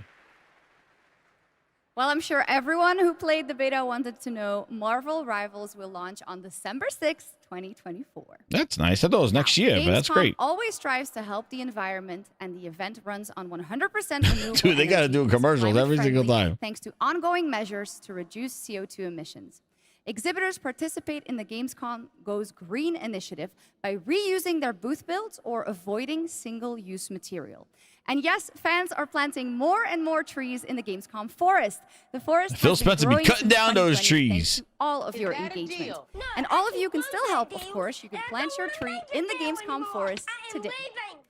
And with that, it is time to reveal the winner of the Gamescom Sustainability Award. This award celebrates an organization in the global game industry committed to sustainability and the environment. Presenting the award, please welcome back Lisa Pak with Playing for the Planet. I should take a bathroom break now. But anyway, so yeah, so that's good. Marvel's coming out in December, December 6th. And then Shattered Space finally gets the date of September 30th. So they kept it in the last possible day of September to keep it in the same month that they launched Starfield in a year ago. And they added a buggy to it. So that's where we're at right now. So we got September 30th and they added a buggy. I don't think that was a great I don't know what the hell the DLC is. I don't, the story elements to it. I guess they did it. Keely wanted to keep quiet on that. And then, yeah, I was hyped up for Marvel Rivals, but just looking at that game, that guy just spamming those ground pounds, and Groot just being like, I'm Groot and doing his power. I'm glad it's free to play. That's what I gotta say, because it definitely looks, it looks like it's mobile heritage on, at least on that gameplay that they shown there. I kind of liked it when they did the destruction and stuff like that. That looked a little interesting, but that looked a little mobile-ish, but definitely give it a shot. I liked that all the characters are unlocked. It'll be fun there to see that. But yeah, those are the two big pieces of news that came out. Shout out to 200 people. Hit that like button. Subscribe to the Gaming Grindhouse on our way to 3,000 subscribers. And this is a commercial break right now. I don't understand why this show has to be like this. I don't like the live audience. I don't think the live audience to these Keeleys do anything. I think it actually forces them to kind of fill with ads and these kind of things. And I feel that I just don't understand the live audience, the live spectacle. I don't think we need live shows for this stuff. I know he probably wants to sell tickets just like he did for his Summer Smuggling Grapes Fest, but I just don't see it. We went from hands-on gameplay, game shows to now these kind of boring Grammys or something like that. And then I think, what he's doing here is that he's taking the whole Game Awards show model and just slapping it on these live audience shows of Gamescom and this Summer Fest. And I don't think that model is needed for these other shows. If you want to do your Game Awards, fine. But, this stuff, Joe, just have a Gamescom trailers of announcements and stuff like that. And, and let people announce their own stuff.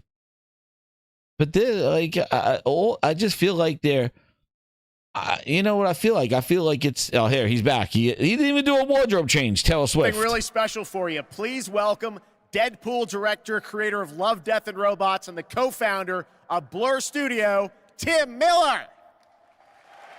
Who? Blur Studio. Blur? Who? Oh, that's the CGI one. Oh, so this is a movie announcement. They're going to talk about this movie now. Blur Studio has been making cinematics. Yeah, the cinematic guy. Years now.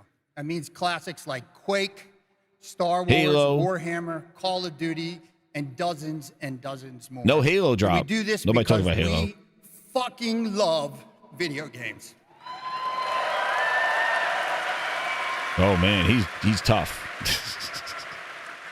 And every time a trailer comes online, we see hundreds and hundreds of comments from the fans, like, why don't we see a movie like this? Or why can't we have a series like this? And we could not agree more, which is why we are so excited to share this series with you. 15 original episodes created in collaboration with Amazon Studios and the publishers and developers of some of the world's greatest games. I'm talking new titles, existing games, indies, and classics. So we've been working on this show for 3 years. I get a little upset, choked up, sorry. I cry a lot. Sorry.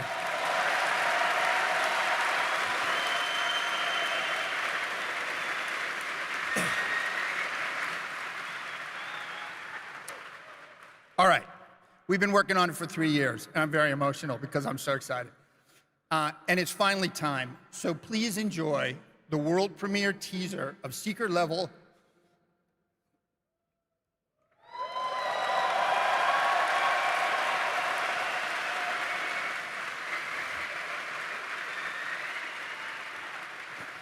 It is our love letter to games.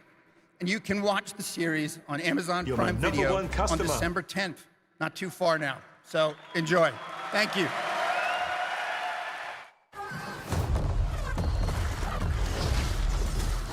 This is like a Ready Player One type thing that they're gonna do with all the CGI of all these things. It's time. This world has waited for your arrival.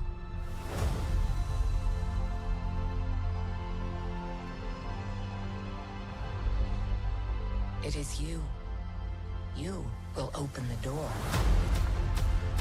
Because you are They do good animation, like of their videos. all those moments.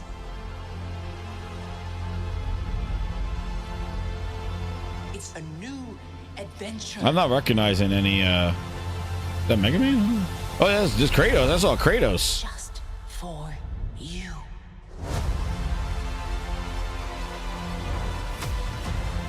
Is that Mega Man?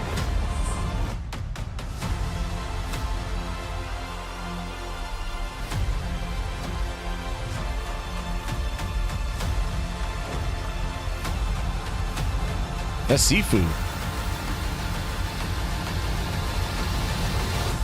Come in. You have a game to play.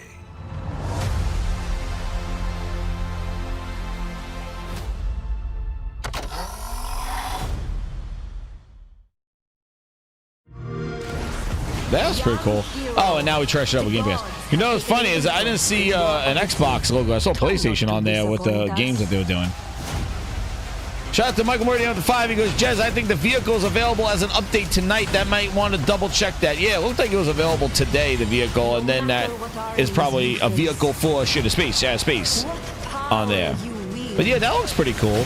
Blur makes a really good. This is a Game Pass commercial. Come on, Phil. Call of Duty on Game Pass, right? This is the big ad.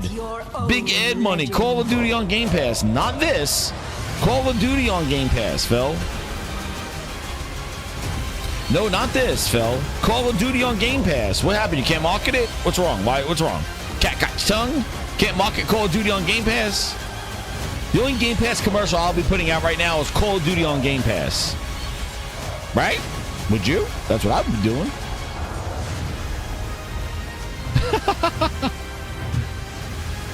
That's what I'll be doing. Call of Duty on Game Pass. No, not Age of Mythology, we're told. We be Call of Duty on Game Pass, Phil.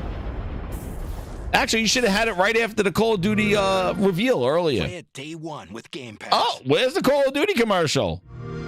There we go. Call of Duty? No. Towerborn. Not Call of Duty. Dude, there's only one game that's coming to Game Pass that Microsoft should be marketing. Call of Duty. Not this. Because this looks like Game Pass. Call of Duty. Where is it? Are you not allowed to talk about it? Thou shalt not talk about Call of Duty on Game Pass. September 10th for Towerborn. You've been waiting for a year to figure out the release date. They drop it in the trailer. Here's Call of Duty in Game Pass.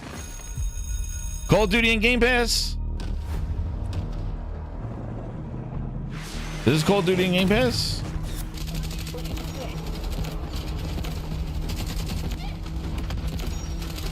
This is Battlefield.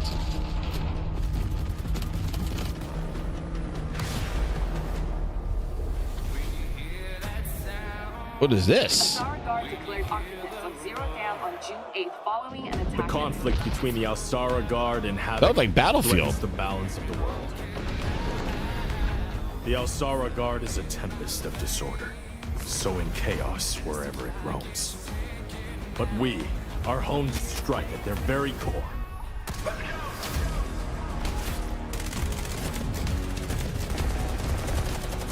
Yo, this looks like Battlefield. Oh, what's going on? Havoc has cutting-edge technology, but is built on exploitation and suffering. I like the destruction. If that was real, like that destruction of the building, that was pretty cool. That was... Yo, what is this? Find a spark of peace. We are GTI. GTI. No one gets left behind. Delta Force? Oh, damn, Delta Force? What is this? What is this? Steam Next Fest early. Which we are announcing is coming to Steam Next Fest in October in advance of its early access release later this year. All right, let's head back to the Middle Ages for a new look at Kingdom Come Deliverance. I don't know, man. It looks like Battlefield. Rendition of 15th century Bohemia. Kingdom Come, Avowed's competition for February. Delta Force is back, dude. That's wild. I remember Delta Force. A very fragile truce with Sigismund, and if anyone should disrupt my plans with Kingdom Come acts of violence, there will be consequences. I intend to wage war, not parley. Everything all right, eh? We need more people. The best thing would be to recruit from your old comrades. Well, if they're not already swinging on the gallows somewhere. Will you help us, Henry?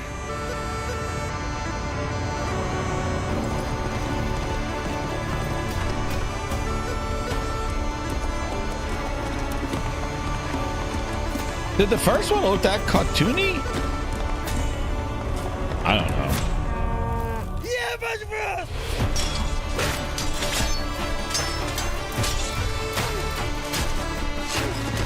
Oh yeah, man. SSJ, 7 days from this. SSJ, Avowed now is 6-7 days from this. This game comes out first, and then Avowed comes out 6 days later. There you go, February 11th. We're giving Avowed some breathing room. Giving Avowed some breathing room. You're not gonna see anything about Avowed until February. Oh no, we'll see some today. There is much more from that game coming this week during Gamescom. Now, last month, the ARPG Zenless Zone Zero That's what we'll see more. But yeah. And now we've got the debut of a brand new area of New Eridu. Check it out. Oh, what do we?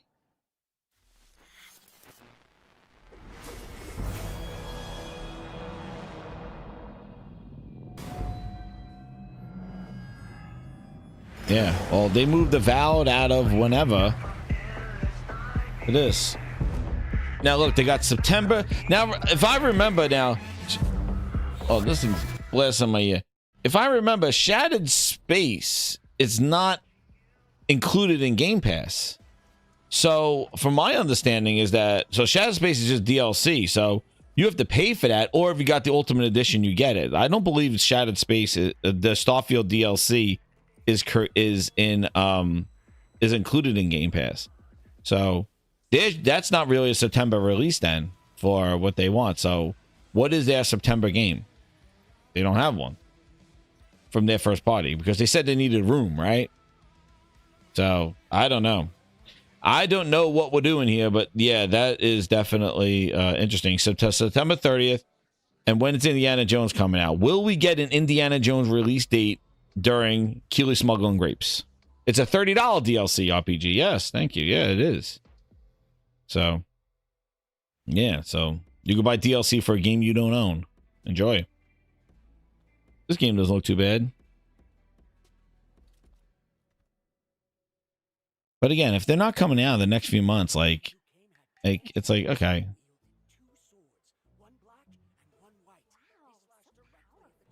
Almost equal to General Fei Xiao. General Fei Xiao? I know her well. To make a room for that frosted glass. Oh, damn. By heart, such as when General Fei Xiao fought her way in and out of enemy ranks 7 times. With a single strike, she knocked down 100 enemies. 1,000. No, 10,000. You're exaggerating. My mom told me that was. This is what my online friends found at the scene. Look. In the form of a she picked up a phone. Like lightning, General Fei Xiao shouted among the ruins. Are you my master? That's complete nonsense. Nonsense? I have even more impressive stories. Little girl, do you know how to get to the seat of divine foresight? Yeah, Crooked, I believe. You don't, that Shattered Space DLC is not included in Game Pass.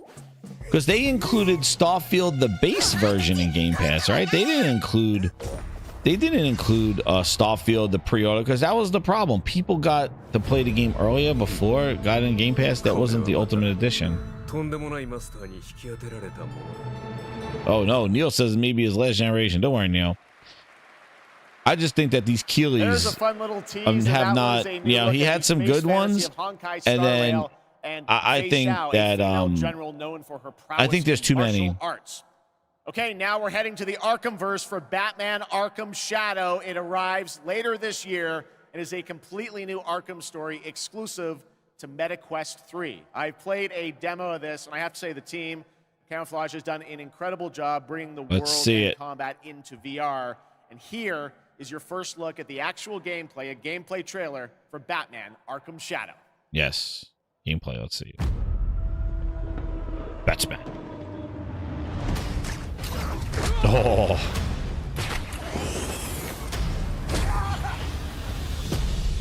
This rat cult spreads through Gotham like a plague.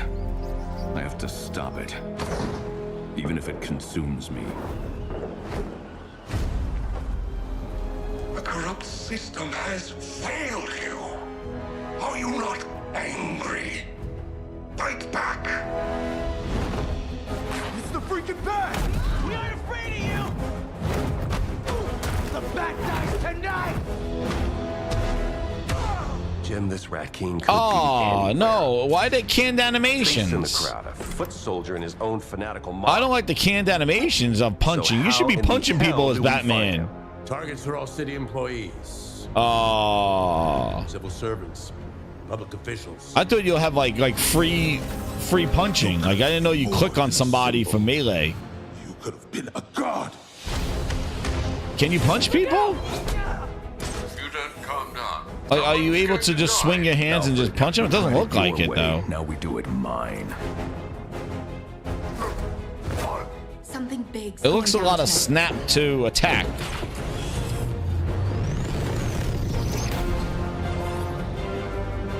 We repress our rage, our fears.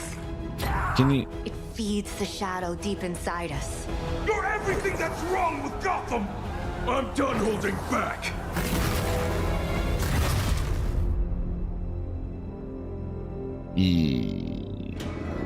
I can bring the Rat King to you.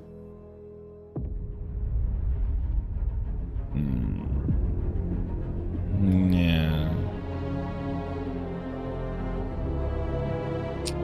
Yeah.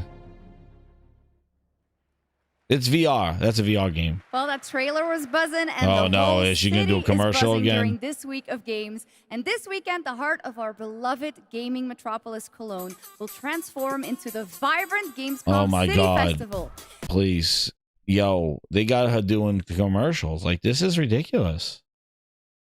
I don't want to hear it. I don't want to hear it. I don't want to hear it.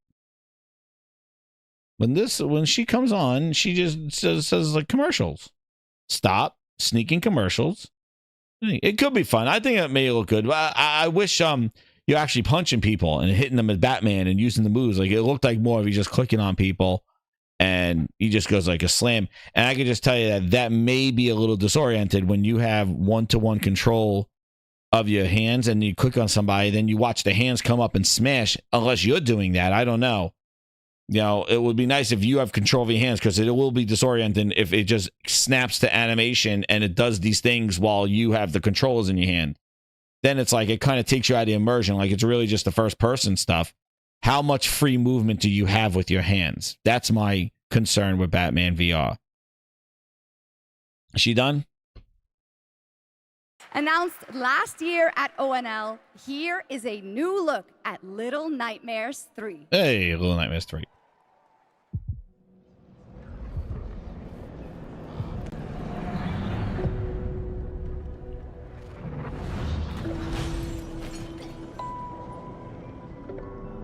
This game always looked cool. I played only a little bit of it. I tried getting into it, but then I just dropped it. This looks like it's like 2 players, yeah. I only played a little bit of the second one.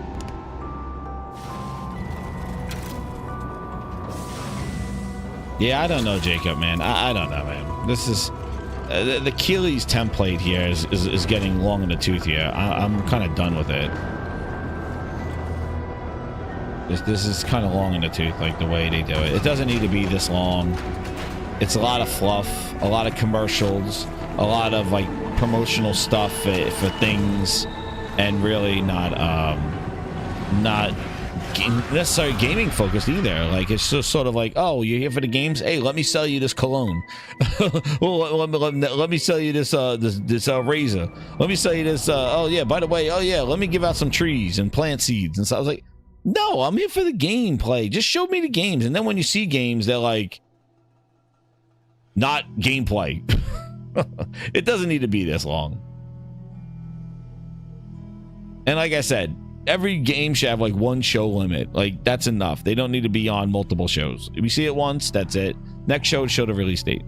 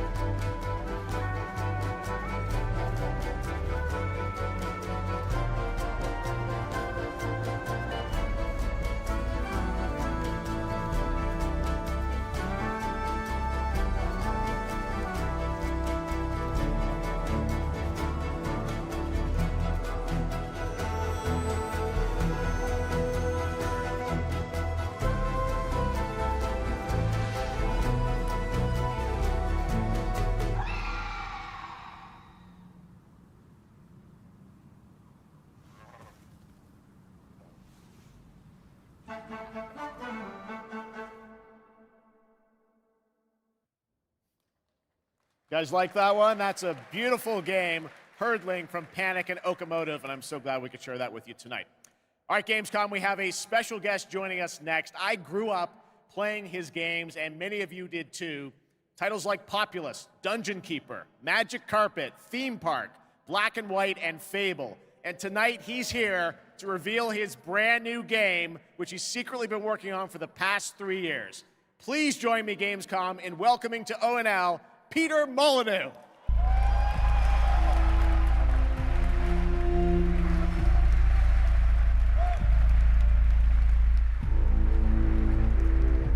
Wow. He's back. What an incredible honor it is to be here on the stage with Jeff. Yes, Peter. He's amazing. This is so fun. So a couple months ago, you and I had lunch in London. I was like, what are you working on? You're like, well, I've actually been working on a game for a number of years. You've kept very quiet about it. Yep. You really wanted to let the game speak for itself. Yo, where they... Masters of Albion. Right. Yo, so Peter Molyneux. Messing around on mobile, what the hell was I doing? I Oh, thought to no. myself, I need to come home. I need to come home to PC on console. So Yes. I've looked at Dungeon Keeper. I've taken some things that I've wanted to explore further with Dungeon Keeper. I've done the same with Black and White. I've taken things from Black and White. Black and White, oh my I've God, done back in the same day. with Fable, and this is what I'm showing tonight. And to your credit, you've self-funded this project yourself. You put together a team of a lot of veterans from those games. Yeah, I mean, I think my first realization is I needed to bring... It's Project Milo! Milo! I'm working with people like Mark Healy. He's doing Milo. He's doing Milo. Right, the people that helped on... Master Albion's big. Look, it's Milo. Black and White, Dungeon Keeper, and Fable. Anyway, let's have a look at Masters of Albion. All right, here's the world premiere. Microsoft, you couldn't put him down.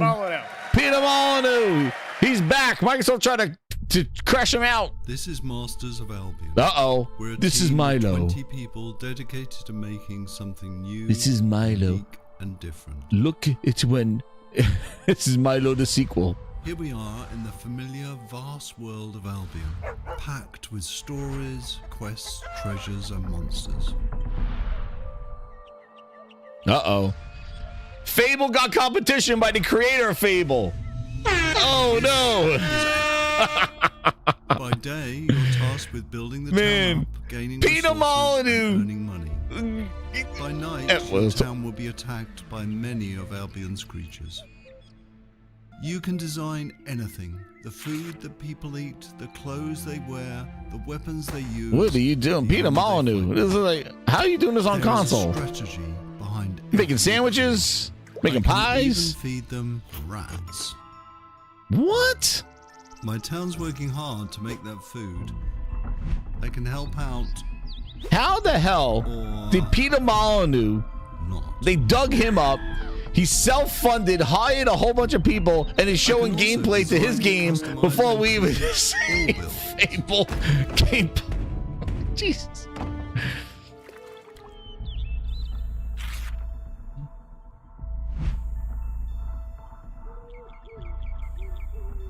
Night is coming, the sun is going down, and now my town needs. This game didn't leak? Are you kidding me? And this is my hero's time to shine. Where's Milo? You don't have to play in God mode. At any point, you can possess a character and play in third person. My hero is now under my complete control, and now it's time to fight. Oh my God, Peter Molyneux. Peter Molyneux. My hero's getting overwhelmed. Let's It was a switch back to disaster. God mode and unleash some real. It was a train wreck. It was a disaster. Okay, we survived the night. Now, let's design a better weapon for my hero. You can be as silly as you want, but bread swords just won't cut it. This is just a glimpse of Masters of Albion. An open I gotta step away world for a second. game full of combat, choices, mystery, and story. It's available to wishlist on Steam now.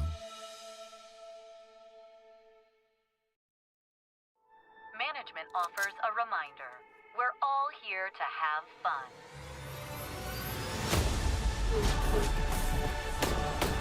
Player has been eliminated.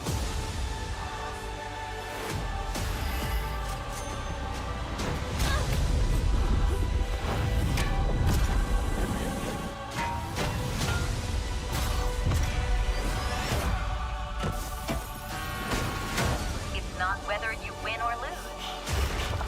It's how you play the game.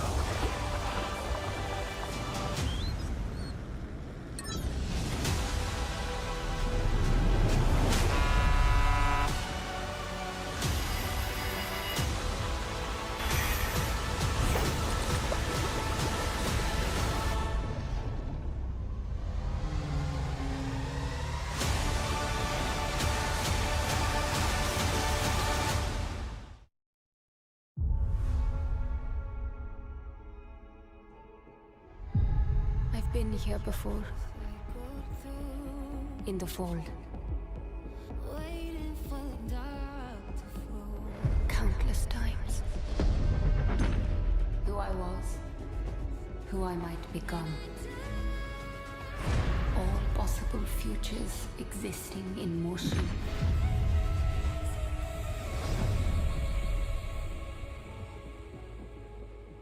It is time to awaken.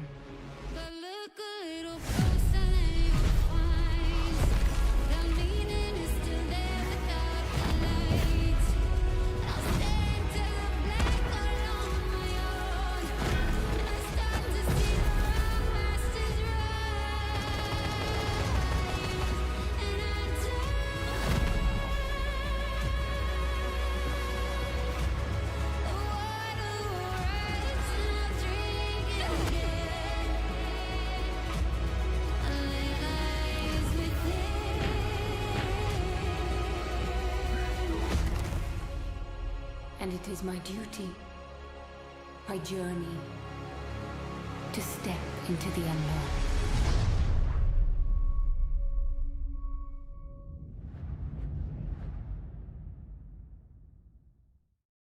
The Marlowe's Warlords Retreat has brought peace to the region with a new faction. Infiltrate the target area and get what's in that safe. The items are valuable, but you must extract alive. We're under attack! They're on to the team! Requesting to abort mission! Abort mission!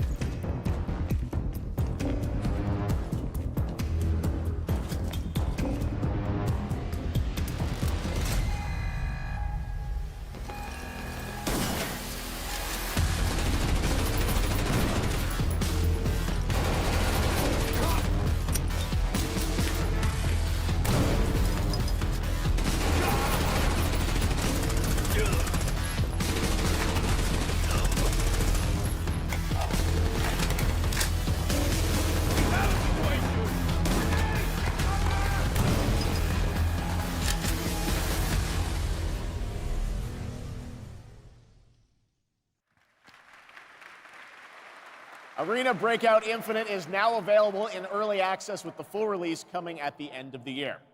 Now, over the years, Blizzard has been a big part of Gamescom history, and this week we are thrilled to welcome them back for the first time since 2019. And to tell us more, here's the president of Blizzard, Johanna Ferris.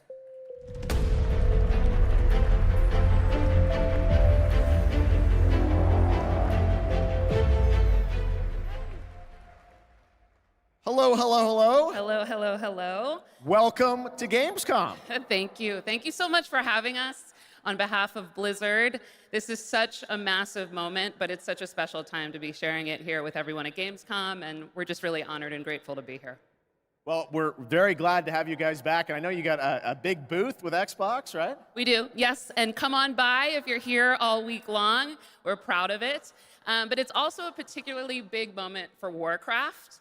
We have celebrations and anniversaries galore across Hearthstone, across Rumble, and of course, a very big milestone for World of Warcraft this year.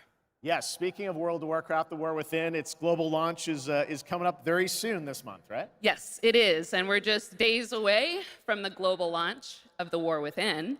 August 26th, it's go time for that, and in 2 days, we'll actually open up early access for players, so we're psyched about it. Come on in and join.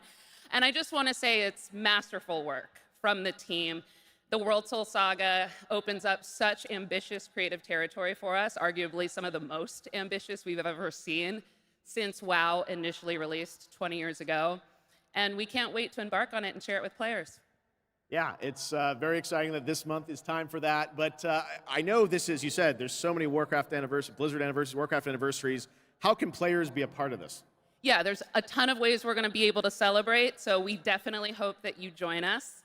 There will be in-game events that commence in October, so there will be more details on that, but players will be able to earn really cool in-game rewards, and we'll be finding some creative ways to celebrate the history of Azeroth together.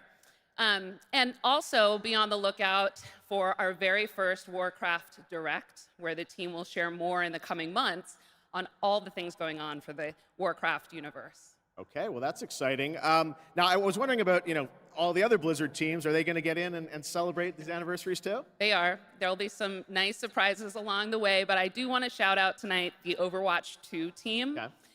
They've been doing some amazing work to show their honoring of World of Warcraft and the legacy that it brings. There'll be a new collab in September. We wanted to share tonight with all of you a sneak peek of the very first new skin. It's Widowmaker, and she's embracing her allegiance for the Horde as Sylvanas Windrunner. So be on the lookout for more details from the Overwatch team on that. Okay, thanks for bringing a little scoop along with you. That's fantastic. Now let's move to another franchise that has a big year, Diablo. Oh yes, all eyes on October 8th. Yes.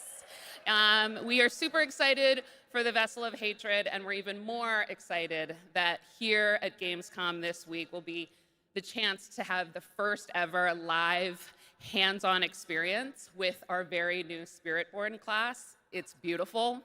It's awesome to play, and it's definitely a key part of what makes the Vessel of Hatred so special for us. All right, well, I understand you might have brought a little something special with you as well. We have, here's a look at our mercenary companions, so take a look on behalf of the Vessel of Hatred.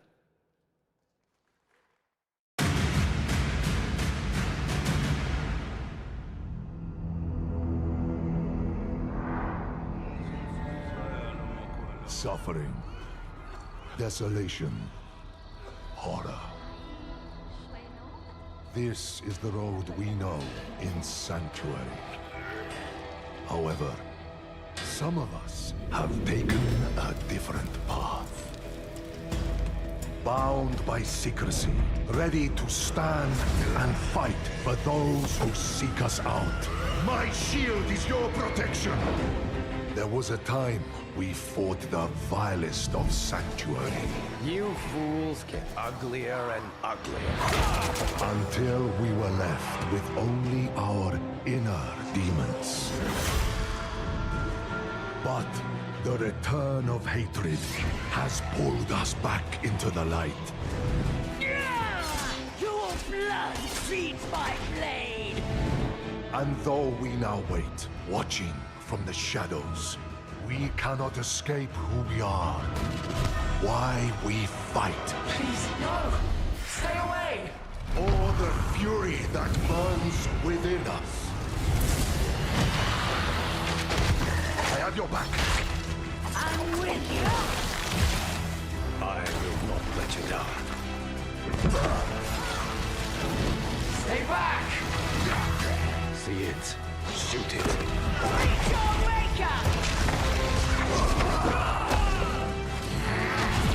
Catch! Strength in numbers. I am your guardian. I am your redemption. I am your vengeance! I am your rage. We are the Pale Hand, and we are the reason you need never fight alone.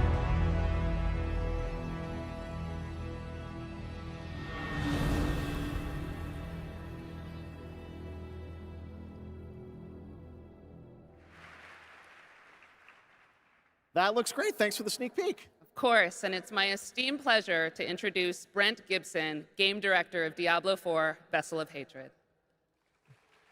Hello, Gamescom! The team and I are so proud that Diablo IV is the type of game that has something for all gamers. And in Vessel of Hatred, it's no exception. We are hard at work at adding new ways to play and new ways to grow in power, like mercenaries. Ordinary people with extraordinary skills that you can hire to fight alongside you in your battle against hell. We're also adding the Kurast Undercity, an all-new multi-layered dungeon that gives you the control on the types of challenges you're going to see, as well as the rewards you may get.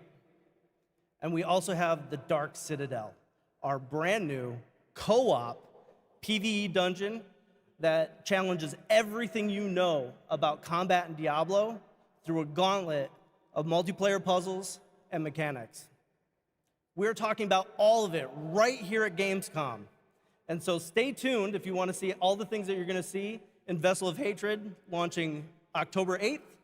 And I hope to see every single one of you on the floor all the way through the show. So thank you very much. See you on the floor. Thanks, Brent. All right, now we're heading to the hardcore action role-playing world of the first Berserker Kazan, set for 2025 release. Intense combat meets breathtaking 3D cell animation in a brutal world from Nexon. Coming to PC and console, let's witness the chaos that awaits.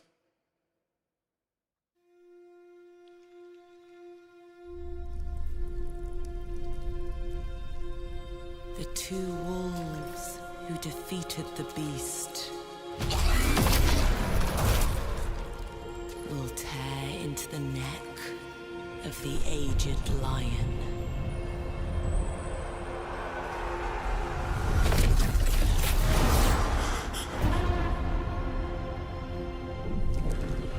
For years, I faced unrelenting fury, made countless sacrifices.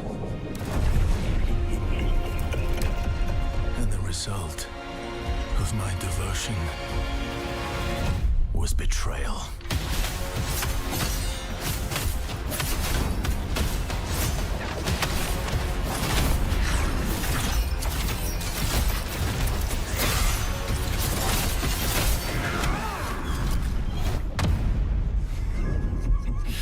At this rate, you will die.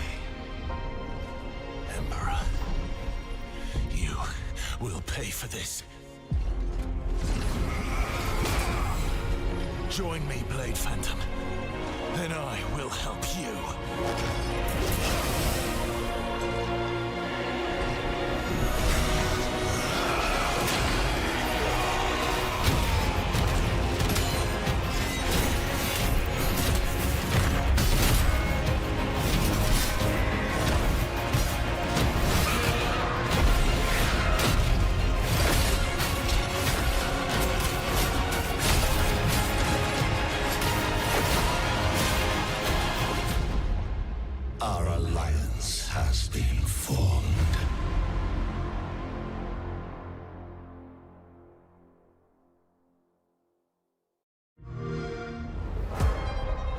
constraints of the past are history. Here, you rule the way you've always wanted. Your choices will remake the world.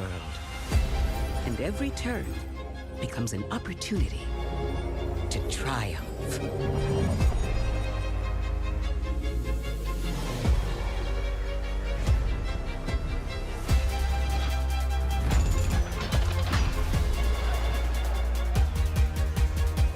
I'm back.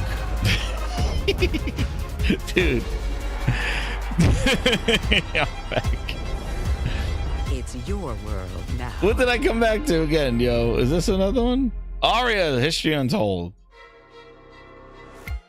Yeah, that I got that Peter Molyneux with PC Game Pass. Oh, PC Game Pass. Yo, get these commercials out of here. Peter Molyneux. It was a disaster, Ryan. Disaster. It was a train wreck. It was a disaster, Ryan. It was a train wreck. It was a disaster, Ryan. It was a train wreck.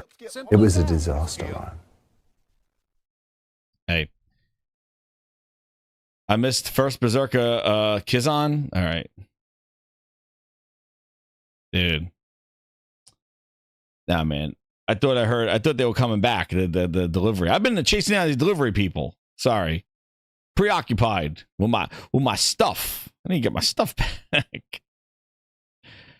Dude. Phil said, cut it out. He's like, cut it out. Phil just gave me a call. Phil saw my coverage and he told me to cut the stream off. Stop.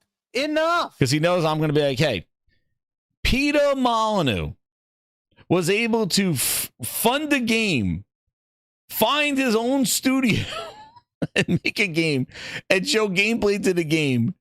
And we've known about Fable since friggin' 2019, 2021. Like, how the hell is Peter Molyneux getting games? Dude, yo, what the hell's going on? Microsoft, things are happening. What is this? What is this?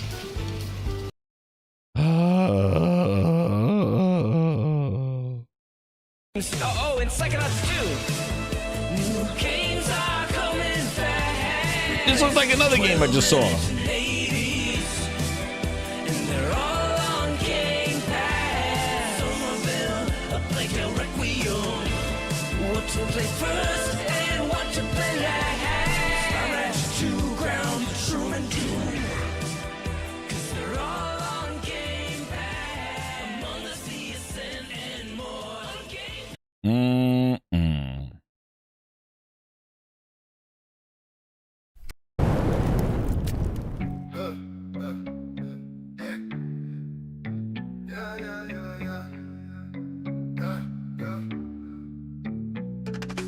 Xbox hikes the price up high. Game Pass costs, it makes me sigh. $20 now every month. Feels like slime, it ain't no front. While it's bleeding, I must grieve. Playing games ain't cheap, believe. Need to hustle to afford these console games I can't ignore. $20, what a shock. Xbox, man, you beat the clock. Game Pass blues I got today. Still all right, we got another game to show you, which will take you on an epic global adventure. Indiana Jones and the Great Circle. Check this out. Yeah. What if I told you there was a connection between ancient cultures around the world? A great circle. Does it exist? Is it the key to some lost power? That's up to you to uncover. More gameplay. Yo, Indiana Jones, just give us the date. And I play oh, no, we're not doing a Troy Baker interview. What are we doing? Myself included, look up to. As a kid, seeing Indiana Jones in the theater for the first time. Just give the release date. I not a Troy Baker interview. These years later, oh, I would be the one no, not like this. It's been a dream come true. A dream that I cannot wait for you to live for yourselves. The beauty of a first-person game like this is that We all get to feel what He says first-person game, and we all this third-person climbing up the rope. Who feels the weight of every punch Oh, and the thrill of finding no. every clue. Indy is such a unique It looks so character. janky in first person. JP Logo with the 2. He says he wished he with the bet. Brawler, an explorer, the quintessential all-around adventure. And this game has everything you'd expect from an Indiana Jones adventure.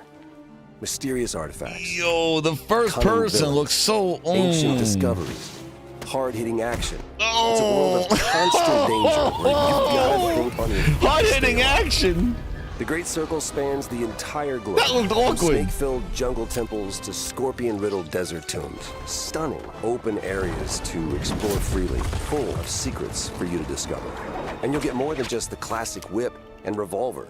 Indy's journal and his camera will immerse you in the mystery. A journal and a providing camera? Extra info on all of your finds, so you can appreciate all of the little historical details. Hard-hitting action, dude. That was the and weakest those punch. details are your key to solving the ancient puzzles that It hold looks the like a secrets VR in. game. It looks like it's supposed to be indie VR in first It's best to have person. an exit strategy. This is an incredible new way to experience Indiana Jones, and I can't wait for you to play it. Oh my god, that was... Hold on to your Yo! Dude! Why is it looking worse and worse? It looks so janky. What's the release date? Doesn't that look great? A world of mystery to explore. But you're probably wondering when the game comes out, right? Today, watch. Well, Today. Oh, December. Oh no. Oh no. there you have it. They Indiana dropped- Jones and the Great Circle is coming out this December for Xbox Game Pass and PC. But there is one more thing that Machine Games and Bethesda wanted to share with you about Indiana Jones and the Great Circle. DLC. Oh, you see, they better not say this is coming to PS Spring. No, my God. Holy Game's shit. coming to PlayStation 5 in No, spring why of would they- 2025. They used the one more thing to All be. right, before we wrap up O&L, we Oh do have my God. one final It's a game kick in the announcement for you. nuts. Check this Oh out. my God, what a kick in the nuts. Are you kidding me? The one more thing was fucking it's coming to PlayStation. What are they doing? Holy shit. No. What?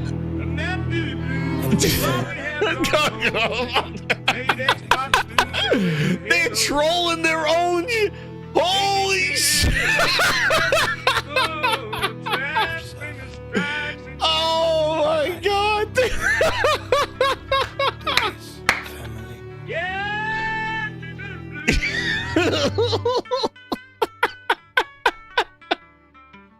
Oh my God, they did it on stage like the one more thing. Are you kidding me? Bobby has gone cold and he made Xbox lose their way with Halo. Taking tears and spreading boo. Trash spinning strikes again. Yo, where's Zoinks? Zoinks? Project Frosted Glass. Oh. Oh my God, my stomach hurts. I'm laughing so hard. I can't believe that. Rip that band-aid off. They hit that like button, grinders. You believe they did this? Dude, Twitter is gonna go ape shit. On opening night live from here in Cologne, Germany. Sony still, PlayStation still doesn't even show up. For our 10th anniversary show, it's going to be a very special night. Oh my God. Oh Jesus. What a disaster. With all right, well, thanks Peter again to my Molyneux. co-host, Shocks. Didn't she do a great job? It was a disaster. Thank you so much, Jeff. It was Where's Peter Molyneux? Disaster. It was a disaster. A disaster. A It was- disaster. Only 4 was a games, right, disaster. Phil? Oh my It God. was, Oh, It was a and disaster. did they heed the Grindhouse warning? It was- You don't say anything about was the a disaster, PS5 man. version. Just show. was- Oh my God. And the game looks It was jank a as hell disaster, too. man. Like, oh my God. It didn't even look It was- good in that thing. it was a disaster, Ryan. But the way they was- revealed. Oh It was a my God. disaster, My the way Grinders, the way they revealed I gotta go back to the tapes. Go back to the tapes. Are you kidding me? Are you kidding me? Phil Spencer. Yo, like what the hell are you smoking? Why would you do that to your own fans? Like, what are you smoke? Like, you let Jeff Keighley go out there and say one more thing. Well, we got one more thing. And it was like, I was like, DLC or something. It's like coming to PS5. Like, that's the. Yo, what the fuck? This is wild. JP Loco, you're probably happy you stayed up now. Kazakh Hero with the 5, he goes, but the bot said it ain't Halo, Forza, Starfield. Dude, it's Jank, Indiana. Oh my God. JP Loco, he did stay up. He said they said it wouldn't happen. Oh man. Yo, it's not even the fact that it happened. It's how it happened. It was Sony still had the headliner, one more thing. This is insane. Do you understand? Like, Sony's like, they don't need to go to Gamescom and they still get news. Dude, they are like, it is the insane thing, dude. It is friggin' insane. Back to the tapes. To the tapes. I play indie. Holy crap. Like, how the hell do they do that to themselves? Like, they make themselves look so bad. Yo, wait, Zinc, I got it for you. Zinc just came in here. Zinc, if you're not a subscriber, you better hit that subscribe button. I better see your name pop up there because I'm going to do this for you, Zinc, right here. I want to show you. Watch this. So after we're going to go through that little bit of gameplay, which absolutely looks horrible, but look at this. You're getting the release date. Watch how this is done. Zinc, you better subscribe if you're not subscribed here. Microsoft finally ends the show with their game of $7 billion of ZeniMax. $7 billion of ZeniMax. Indiana Jones. Oh man, we got Indiana. We got all these big IPs. We got Starfield. #1 customer. Watch what they do. Here I am. It's been a dream come true. Yeah, I'm sure. Troy Baker, million dreams. Wait for you. The mic drop. One more thing was that it's going to PlayStation. Game like this is that. Yeah, we'll go over that because that's freaking hilarious. But watch this, and look at the claps. People couldn't even care less.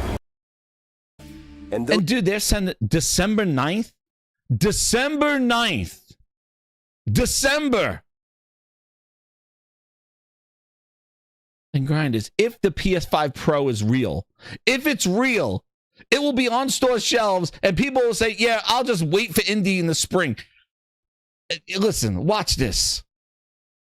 Those details are your key to solving the ancient This looks puzzles so... that hold the secrets you're after. Yikes.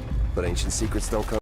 World of mystery to explore, but you're probably wondering watch when the this. game comes out, right? Who allowed this?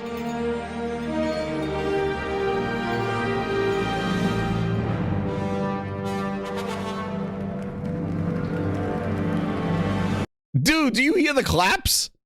You hear the claps?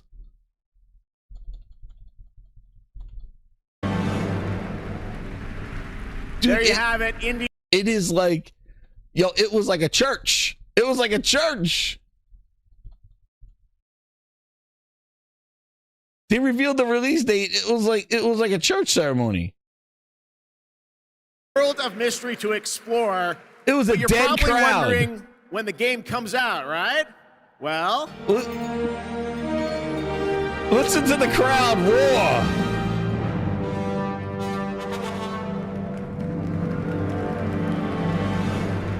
Yo, that is the lamest crowd ever. Like, they're just like, Do you hear it? It was a there golf you have clap. It. Indiana Jones. Now and the watch Great this. Circle is coming out Zinc, this hit that December subscribe. for Look. Xbox, Game Pass, and PC. But there is one more thing that Machine Games and Bethesda wanted to share with you about Indiana Jones and the Great Circle. This is insane. This Xbox exclusive, $80 billion. The game's coming to PlayStation 5 in spring of 2025. Time to compete. How do you let this happen? Groban! Hit the like button! What the hell? They did a ooh! Zing and subscribe! How do you do this? To be relevant, we'll go led by Phyllis and Booty, we'll bring the games everywhere. No more sucking, it's time to show we care. They spent all this money. All of it. $80 billion. Over to PlayStation and Switch. And we'll say that exclusives don't matter anymore. And then when we get Starfield ready for the pitch, big booty Bobby and Baloo walked out with the bag, and now left with all these IPs. What the hell are we supposed to do?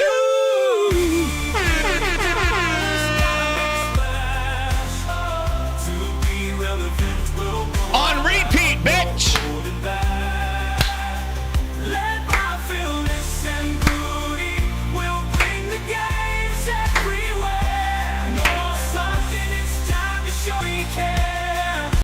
How?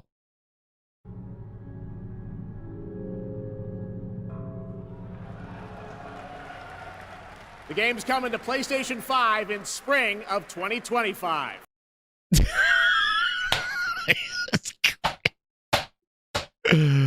Eric 83 with the 2. That takes the cake. Oh, I'm glad I'm lifing this one. I'm glad I'm lifing this one because that is wild. That is wild. Indiana Jank in Liquidator says, holy thing, Thrifty says $5. That show was rough. Can't believe the PS5 closed the show. That's the thing, Thrifty. I can't. Sony's like, we're not going to Gamescom. We're not going to Gamescom.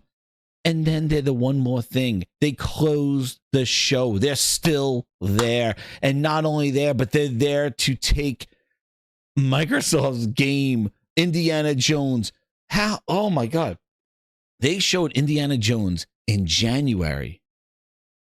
And then they showed in June. And then they show it here. And then they go December, the last friggin' month that you can release this thing in Game Pass. December, and then spring to PS5 with a Pro coming out. Holy crap, dude. Like, it is not even pulling off the Band-Aid. They have no respect for their audience, for their fans, for nothing. That coward Phil went on that February show, and then he had this little speech. Black Ops 6, day one Game Pass. Black Ops 6. All hot shit. All hot shit. People said I wouldn't do that. Oh, you wouldn't do that. People in this room have probably been used to spending $60-$70 on it every year. Now, if they're already subscribing to Game Pass, and good to go. But it's a choice. Like, we didn't say to anybody, you have to subscribe to play. If you want to buy Black Ops, it's great. It's great for us. It's great for the developer. If you want to subscribe, it's also great. Like, I want to give you the choice on how you play your games and who you play with, and not try to do slimy platform things to force you to do what I want you to do. Give the players choice. Well, you gave the choice, all right, and you made sure Jeff Keighley shouted that choice of where to play this game from the rooftops. My God, what? Like, you went out there on your little soapbox and all this stuff. What? Yo. Are you kidding me? Are you kidding me? Yo, they're saying here, they just put this up. I don't know if you saw this about Game Pass. They're saying that, it could be up to 12 months or more before a game goes from Ultimate day one to Standard. So, by the way, it won't be in Standard Game Pass. It will be on the PS5 before Indiana Jones comes to Standard Game Pass. If they're going by what they say, 12 months or more. So if Indiana drops in December, you could expect that in the middle, the low tier of Game Pass, the core, the $17 a month one, the $15, $16 a month one, next December. It will be on a PS5 before it even goes through Microsoft services. Before it even goes through Microsoft services tier, this game will be on the competition in spring, dude. They didn't blink an eye. They're like, dude, we need to give something to Sony in the spring. So it won't even go through the standard Game Pass cycle before it gets to the competition. How the hell? Cosmic, this is insane. What's up, Zuby? Zuby, get the facts right here. He goes, it's coming in April. Zuby said it's coming in April. It's crazy. It is insane. That, like, just say it. Why would you drag people through, like, along in February and just be like, yo, it's only 4 games? And then she asks, is it Indiana Jones? Oh, it's not Indiana Jones. Phil, just stop. Like, cut it out, dude. Like, just stop it.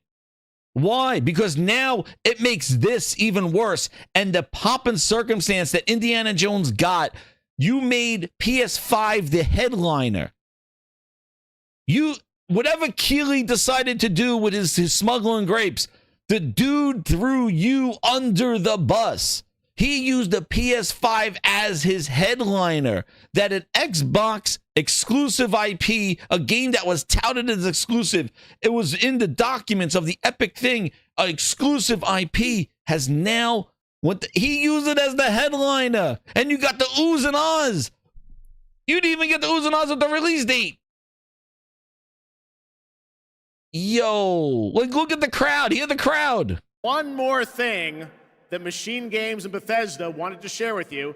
World of Mystery to explore. How did he do this on stage? But you're probably wondering when the game comes out, right? Listen to the crowd's reaction.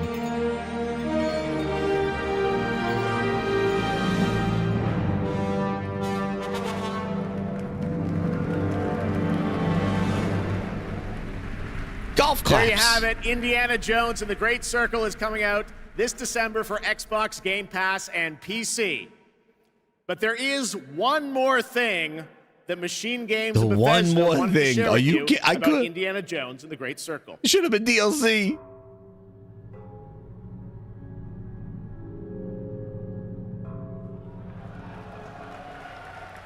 The game's coming to PlayStation 5 in spring of 2025. It got a ooh, like, holy crap. Yo, it is absolutely insane how they went this. They did this. Yeah, if people do not do this, yeah, let's go to the Twitters. Let's see what's going on. Dusty Bin. It's not Indiana Jones or Starfield. Phil Spencer on Xbox going to. Oh, now Dusty is pushed. Oh, Dusty Bin, he's upset now because Phil lied to him. Dusty Bin got lied to. So Dusty Bin is upset that Phil lied to him. And then here you go, clown. There you go. What? This is you dopey bastards. There you go. Let the clown music on. Where is it? You just as bad as Phil, you clowns. Just as bad. Instead of calling it out, you and the 3-ring circus and the bearded lady went running through the streets with goofy ass faces. Dusty Bin, what are you doing? What are you doing here? Where's the bearded lady? Where's the lion tamer? Gaming. Why do you protect this company? They suck. Xbox sucks. The game doesn't even look that good. I don't even want the game. But the messaging is such a kick in the balls.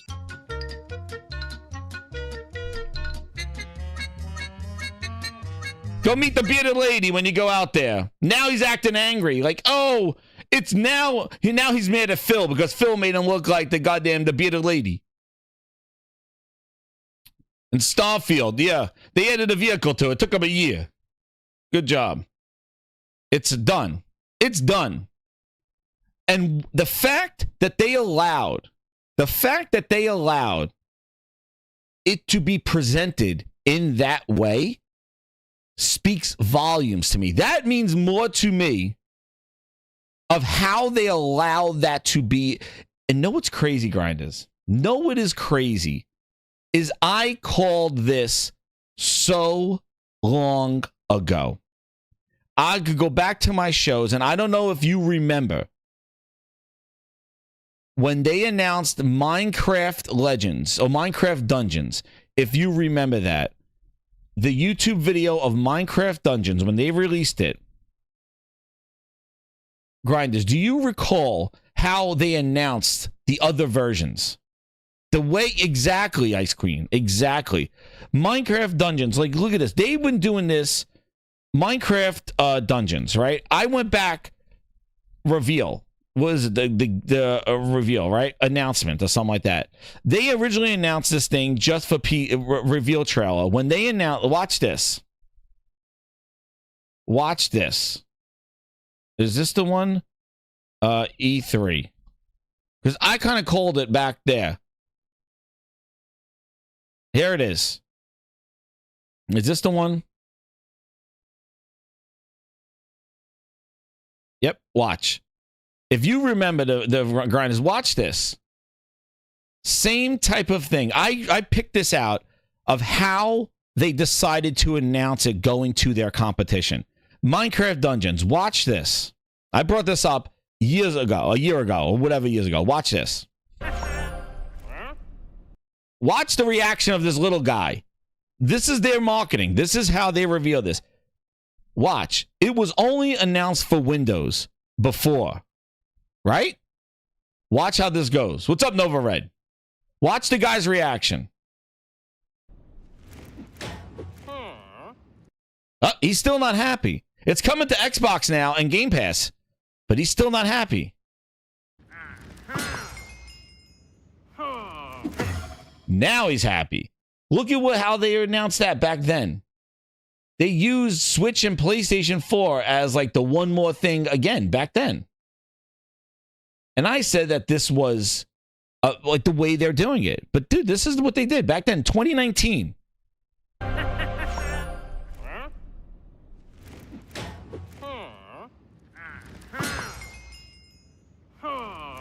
Switch and PS4. Isn't that crazy? And they let him do this one more thing. Wild. Friggin' wild, dude. Gaming. Let's go to the Twitter streets and see, Grinders. Oh, damn, that Dusty bin holding that thing in the trash. You have to put it back in the trash. Holy crap. What a mess. Let me see. Oh, Keely, you're getting a friggin' C. Yep, that's what you're getting. Oh, they give you a B? Wow, December 9th on Xbox and spring. But now, like, and the other thing, though, is look at, yo, I'm sorry, but this game looks like a VR game. Like, I'm not going to sit here and say, oh, man, now this is hyped. Dude, oh, my God, even Brad Sams, look at this, the Twitter streets. How it started, how it's going. December 9th, spring, yo, it is wild. Game Pass still great value. Dude, keep sucking that ass. Yeah. Yeah. People are going to act like they're going to just be like, oh, yeah, well, no, it is what it is. Like, listen, all you guys, even last year, all you bleed greens and all this other bullshit, you were touting this stuff as an exclusive, and you wanted Microsoft to buy up Activision. You wanted them to buy it all, spend all their money, and chant and use your podium to get people hyped up for these deals. And there were no games. They were just buying shit and buying stuff and buying and buying and buying and buying. And all you want to do is buy Sega, buy this, buy EA, buy. And now you bought all that money, you spent all that stuff, and this is what you got. This is what you got. Lena Khan tried to tell you she was enemy number one. This is what you got. What happened? What happened to Microsoft? Got all the money in the world. Lost leader, $3 trillion. They need little poor old PlayStation to make their money back. They need that little PlayStation. They need Sony who spend them out of business. You really need this on PlayStation? You got to make your money? What happened? What happened to big bad Microsoft that had all the money in the world? Unlimited budgets, they were saying. Unlimited budgets. And now you need what PlayStation has because you cannot sell shit on your platform because of that little old Game Pass that you doubled down in on. And you think you're going to make your stuff back with this? First off, the game doesn't look that good at all. All right? You're just trying to ride that Indiana Jones name. This game does not look ready. This game does not look good. I don't give a shit if it's coming to PlayStation or not. It looks like a friggin' Indiana Jones the VR game. Like, look at this game. Like, look at him even just light. Like, look at the animations are so janky in this game. I do not understand it. Look at the walking animations. It looks so stiff and janky. It doesn't get better because it's going to PlayStation. I think it's hilarious the way they announced it. It's a 2 thing, but it does not look good. And it was mocapped.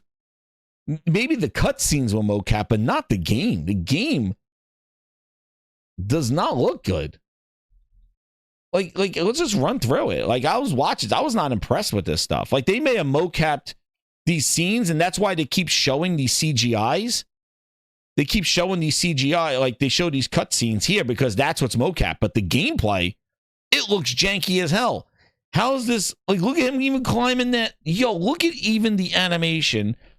First off, I think it's hilarious that they use the voiceover that it's a first person, and meanwhile the dude's in third person walking the thing. I think it's pretty funny. Game like this is that facts. Cunning villains don't come easy.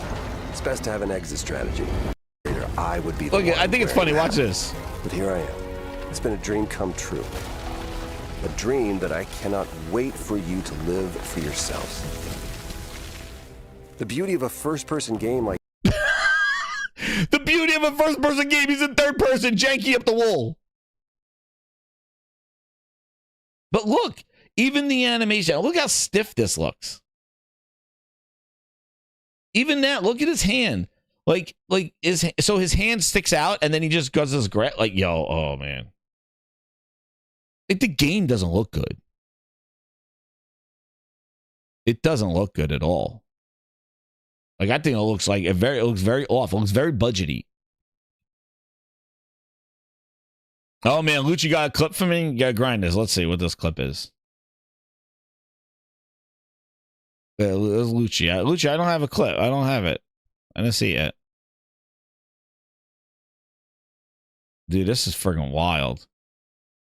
Look at the janky animation, him walking with the thing. Look at his hand, grabbing that.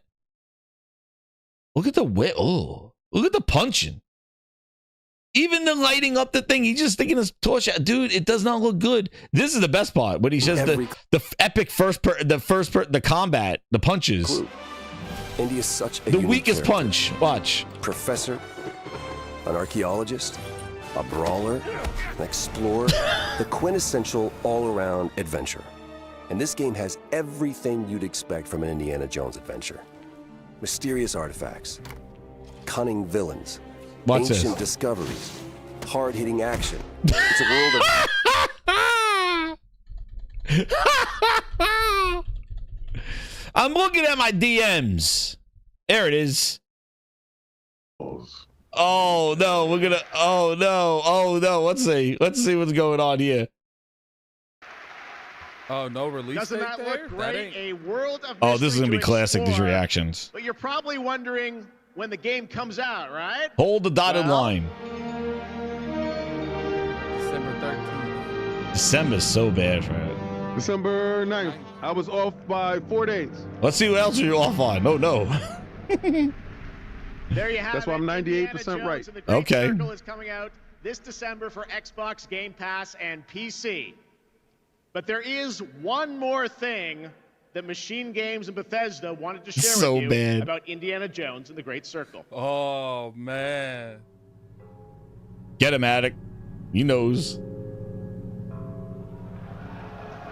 They just destroyed themselves. Games coming to PlayStation 5 in spring What you of watching, little 2025. bro? Call you in 20 games. They HDR just destroyed 1200 themselves. FPS, Super Nintendo, iOS 49, Blu-ray, Final game ultraviolet radiation, announcement for you. 1080p, Check PlayStation this 5. out. That was totally unnecessary. Yeah, I agree. I agree, dude. Oh no. Yo, they what they say over there? They hit him in the kneecaps. He got hit in the kneecaps. They've been trying to tell you. Addict has been trying to tell you guys. There's no more holding the line. It's hold the dotted line. That's what it is. It's done, dude. They killed themselves. They've been killing themselves. Hello? Where have you been? They've been killing themselves. The game doesn't even look that good. They hurt themselves. Dude, they hurt themselves by showing the goddamn game. That's what it is. The fact that, I'm telling you, go see all these reactions. It is. That's exactly what it is. It's demoralizing because they took their game that they've been promoting all year since January at the Xbox Developer Direct, promoting this game since January. Then December, Indiana Jones, and then to come to this right now and give it on the last possible month, and then to use the one more thing, the headliner, that the game is coming to PlayStation 3 months later. Yo, they rode you guys to the dirt. And you let them. You believed into them. You thought that they would listen to you. They don't give a shit. So maybe now you will understand why it's been grinding my gears. They don't care about us. They don't care about you. You all want to be an Xbox fan. This is what you get. That's the disgrace. The fact that they let him announce that as a friggin' headliner. Sony is not even there. They're not even there. Sony's nowhere to be found. Herman Holtz was sitting under a fucking waterfall. He was chilling. This is it. You want to see something?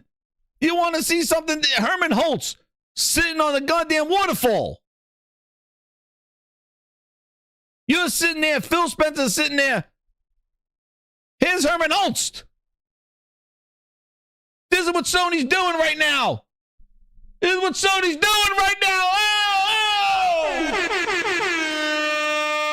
Xbox fans, here's your competition. Look what he's doing. Look at his face.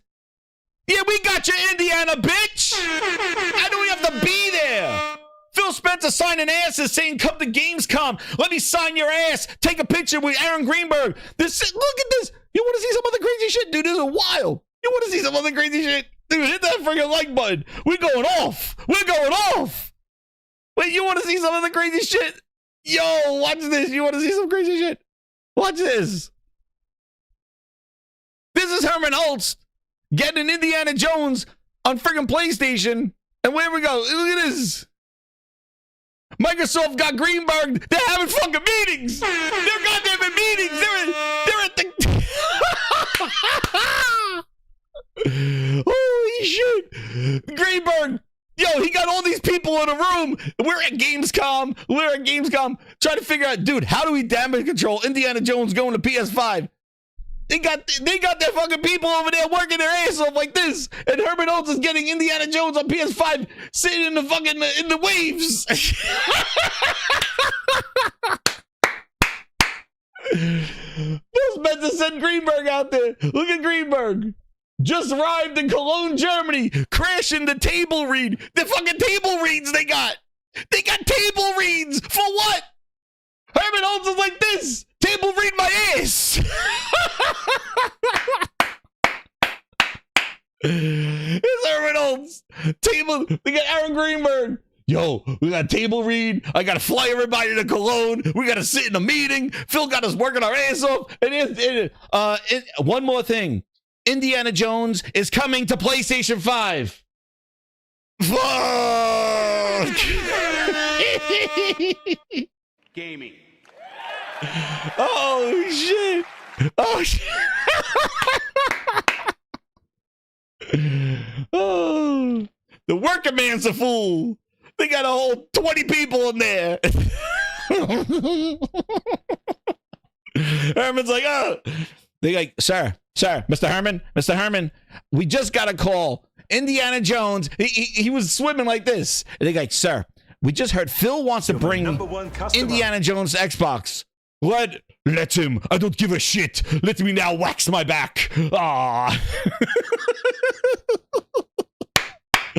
Get ready, dude. Oh, and if this PS5 Pro is there, oh my God, it is, dude, they are done. It is over.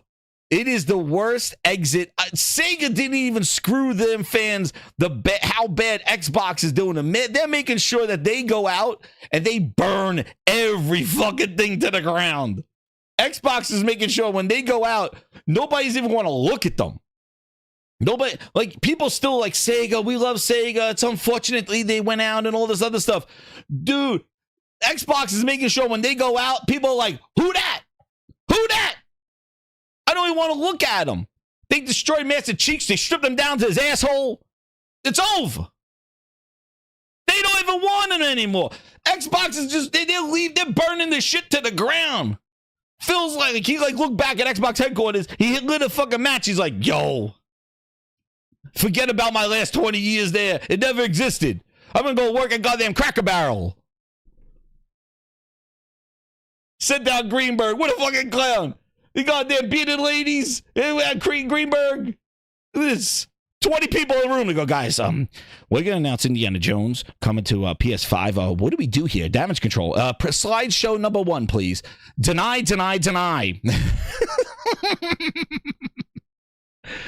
Oh, my God. The Gordon dropped 23. Yo, hit that subscribe button if you're new here, grinders. This is the grind house. This is the fun, entertainment. Oh, and you're going to get shit. This is where the origin of all the meme, all the shit comes, all the sound bites. It all comes from here. This is where it comes from. This is the OG. Gordy dropped 22. He goes, Microsoft will never let their fans ever have a win. It's like ever. That's right. We suck again. The Blaze with the 10. He goes, thanks for holding that line, bots. Oh, shit. He gave them to hold the dotted line.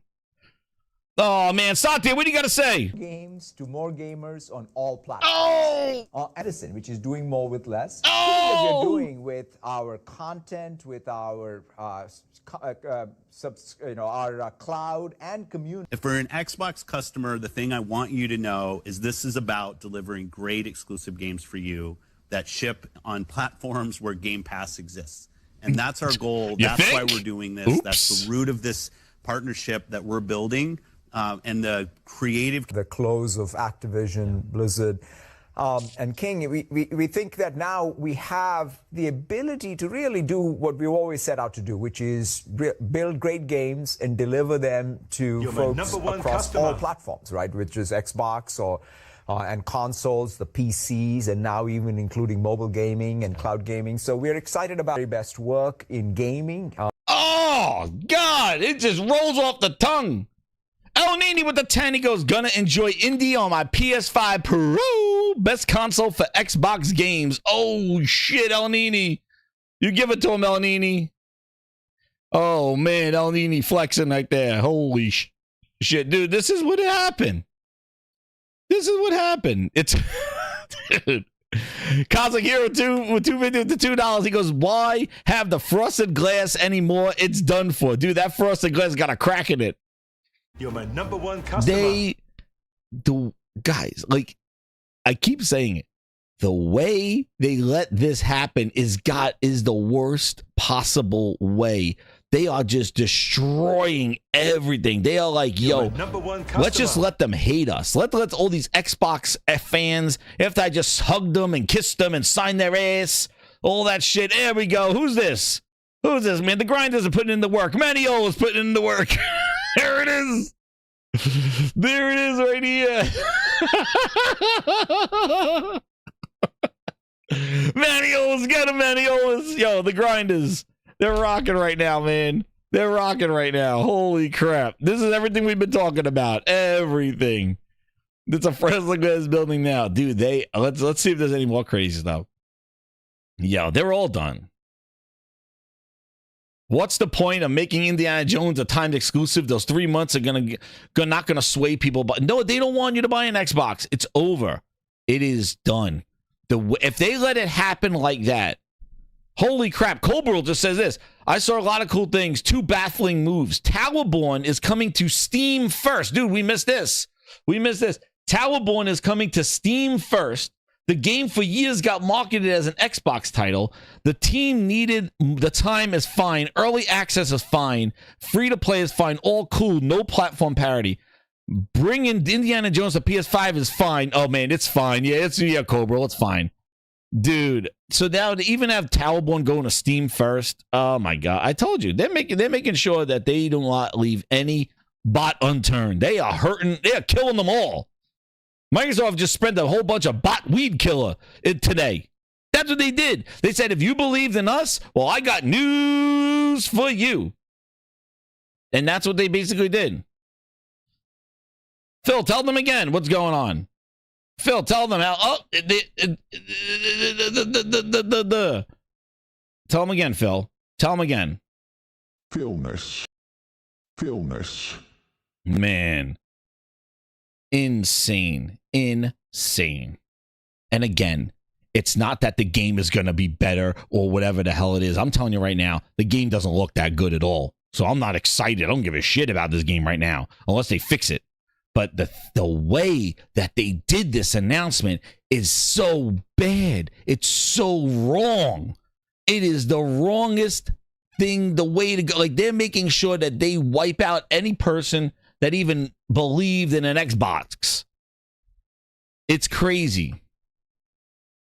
And here you go, John Baptiste.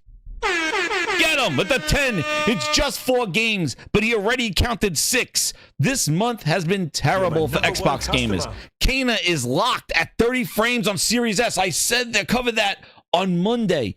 Last week. Wukong isn't on Xbox, and Indie going to the PS5. John Baptiste, totally. Thank you so much for the super chat. I agree. #1 customer. I was just about to say, and guess what? After all this fiasco, you could go play Wukong right now. That's blowing up. Over 2.5 million gamers playing the game. It's the game that people are talking about right now, and there's only 2 places to play it, on PC and PS5. Xbox is making themselves irrelevant. It is the worst. And then Kana, after all these years, they didn't even market it. You know what else is crazy, John Baptiste, is that if you go to the developer's website, or to their Twitter, they have not updated it to say that the game is on Xbox. I actually have a Grindhouse Classic song that's for the VIP, for the Ultimate Grinders, about Kana being stiffed over there. It's crazy. And that's what's crazy about this, is that after all this, after they waited so long for Indiana Jones, December, and now it's coming to PlayStation, they used it, the way they announced it, you go play Wukong right now, it's like, shit, yo, you look to your left, you're like, yo, that sucks for them.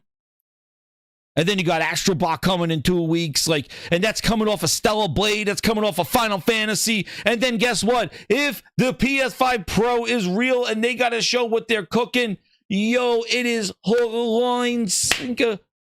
Done. Hook, line, sinker. It done. 5 million. Jesus Christ. I don't know. Twisted Sin, 26 months. He goes, man, sneakers. That's so. From NeoGaf, who basically leaked that MS Going third party has been right the whole time. It's just gonna get it worse from now. It's crazy. And what's crazy is that if you go back to that video, holy crap, Grind, this is the content that keeps on giving right here.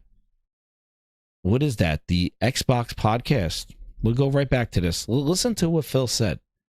This is you want to talk about something that's crazy. Hear what he said right here.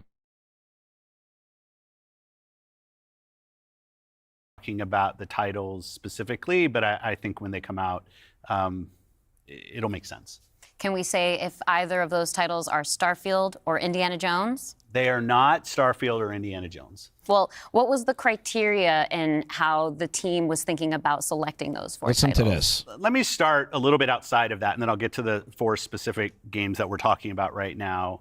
Because the the fundamental decision driver for any decision that we make, anything we're going to talk about today, is the long-term health of Xbox. That we're running a growing platform that is reaching more players, that our games are having as much success as possible. And I do have a fundamental belief that over the next 5 or 10 years, exclusive games that are exclusive to one piece of hardware, are going to be a smaller and smaller part of the game. First off, all of his games are not even tied to one piece of hardware. So he is already beyond that. All his games are outside of the hardware, right? So I don't know what the hell he's talking about. Your game's already off the hardware. So they're not just, you never had an Xbox console exclusive besides Smilegate's goddamn Crossfire X, the worst reviewed game out of 45. But wait, listen to how he selected these PlayStation games. Industry. And that's not some great term for creators that are trying to realize that potential. But now back to the specific question on these four because Indiana Jones don't fit this. Titles.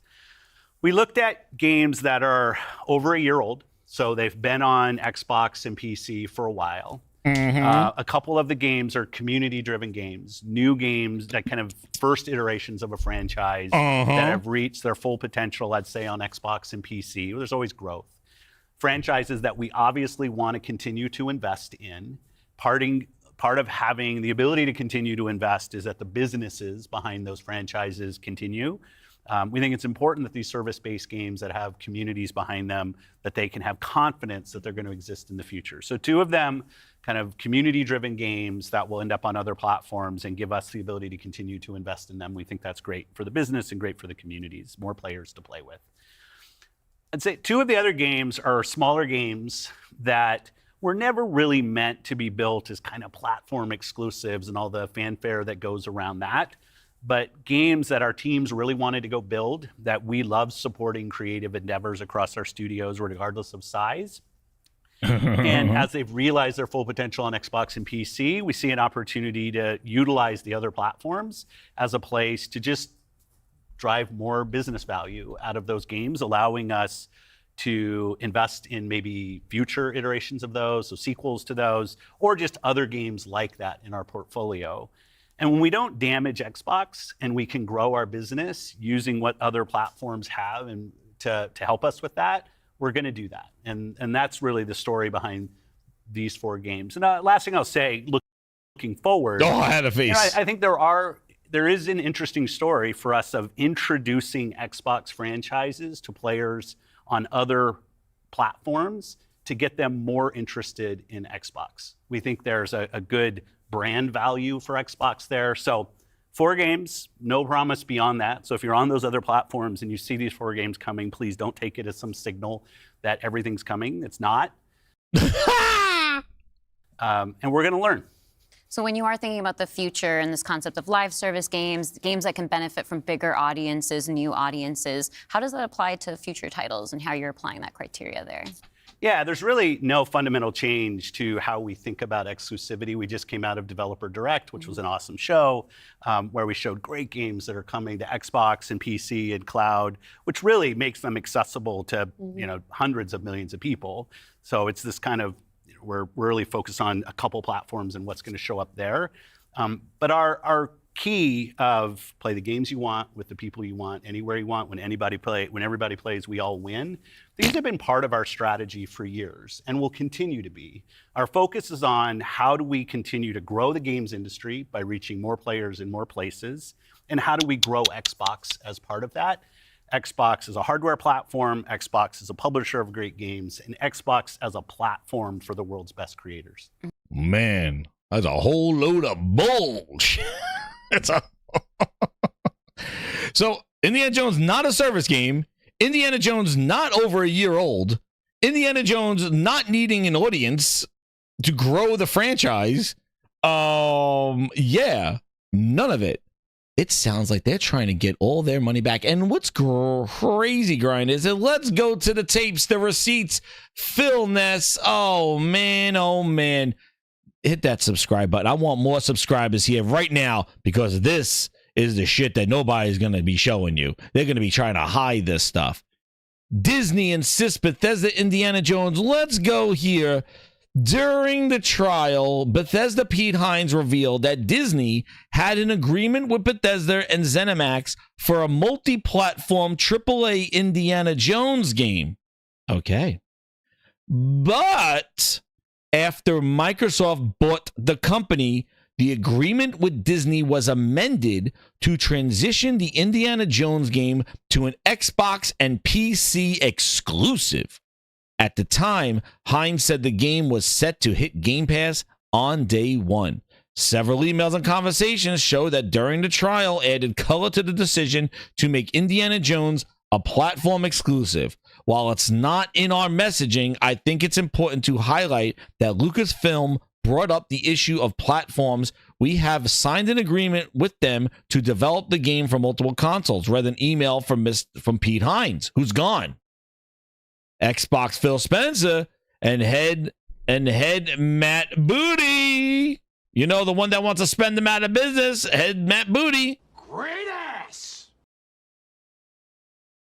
Said the upside here is gaming is coming from Bethesda. That there is a game coming from Bethesda that everyone will be excited about. This is the most important thing. The downside for Xbox is that a large percentage of output from Bethesda won't directly benefit the Xbox community in any way, Spencer wrote.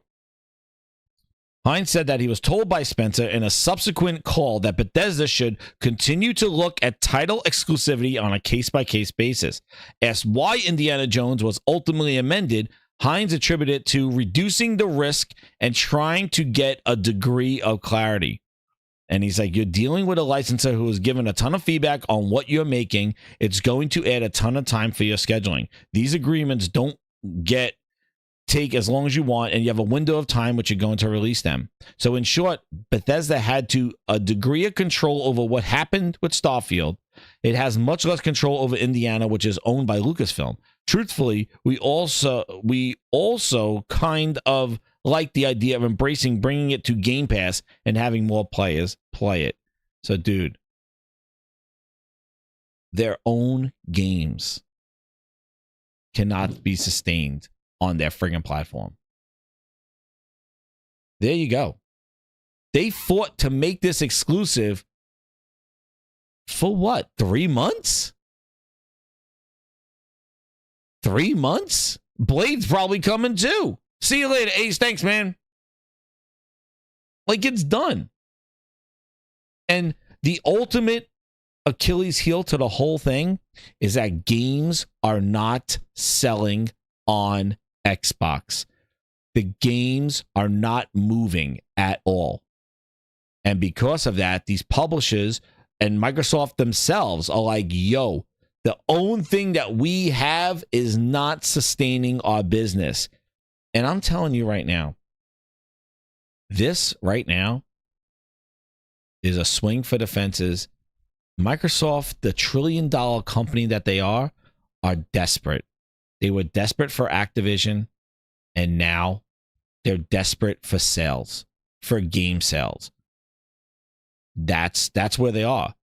They have lost everything that they have had on their own platform, and now it's off to the races. And there it is. And the thing that I can't believe is how it was done. Hip Hop Gamer says here, Indiana Jones on PlayStation is crazy. September will be crazier. For those that are wondering how PlayStation Pro will perform, one of the biggest surprises will be Cyberpunk and GTA 6. After those two mic drops, a new standard will come and the post-COVID era of game development will be on track. I believe it was Tom Warren who broke the news story. Correct me if I'm wrong, but it's accurate. This is how you credit people in the industry. So Tom Warren mentioned it back then. Because if you remember, after this Phil Spencer interview, after this thing, right? After this thing, they had an interview with Phil, and Phil didn't immediately say, oh, don't consider anything. And people were like, it's all on the table. The Blaze with the 5. Can't wait for Gears to come to PS5. Thanks, Xbox. Yeah, it's done. It's done. And I said it last week. I said, don't announce it this week at all. Don't announce it. And they they let Keighley announce it on stage as one more thing. They didn't even like just have a logo show up at the bottom. The dude was like, oh, and one more thing they want to share with you. What? It's going to PlayStation. Yo. Dude, this is going to be the picture around the world right now. How it was done on the stage, live, as like an E3, you know, share your games type thing. They continue to just berate Microsoft on the coals, and Sony doesn't even have, they don't even step foot. They don't even step foot on here. They don't need a PR team. They don't need Aaron Greenberg sitting at a round table with a desk read. Do you know what they just did to this game? And to go back, this is what they're doing. And to go back, the game doesn't look good. I thought this part is hilarious. The Jones adventure. Mysterious artifacts. Look at cunning villains. Look at this punch. Are we joking around here? Is this some sort of joke? Is this some out of season April Fool's joke? Ancient discoveries. Let's just punch. Hard-hitting action. It's a world of constant danger where you've got to think on your feet to stay alive.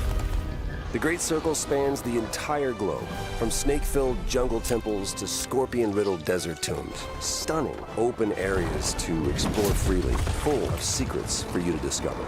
And you'll get more than just the classic whip and revolver. Indy's journal and his camera will immerse. Yo, first off, you just get his revolver and whip, but you also get his journal and camera. So a gun and a whip, and now you're telling me you're not only getting those, but you also get his journal and a camera.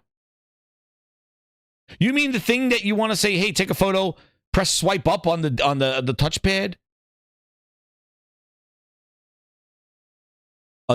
You don't mean there's not a slew of weapons for Indiana Jones? You mean he just gets a journal and a camera? Like that's the, not only do you get a whip and a pistol, a journal and a camera. Oh man, what I can't wait for the combat. What am I gonna do? I'm gonna hit him in the head with a book. But one thing I want to show, as you're looking through the footage of Indiana Jones, his arms are stiff. It looks like they just slapped the camera on a third person model that wasn't animated properly. His arms are stiff. They're just standing out there and they just hold, like, it is so weird looking. You in the mystery, providing extra info on all of your finds so you can appreciate all of the little historical. And they keep showing these cutscenes because this is what's animated. The rest of it's not. Those details are your key to solving the ancient puzzles that hold the secrets you're after. But ancient secrets don't come easy. It's best to have an exit strategy. This is an incredible new way to experience Indiana Jones, and I can't wait for you to play it. Constant danger. Like, look at the animation of the guy falling back. Like, yo. Don't come easy. It's best to have an exit strategy. First off, look at the whip. And strategy. This is an incredible look new at way the to jank. experience. Look at the, yo. We've played Uncharted. We played Tomb Raider. Why does Indiana Jones look so like boxy and square when he's climbing on the side of the thing? Like, yo, and nobody else see this shit? Jones adventure. Mysterious artifacts. Cunning villains. Ancient discoveries. Hard-hitting action. It's a world of constant danger where you've got to think on your feet to stay alive.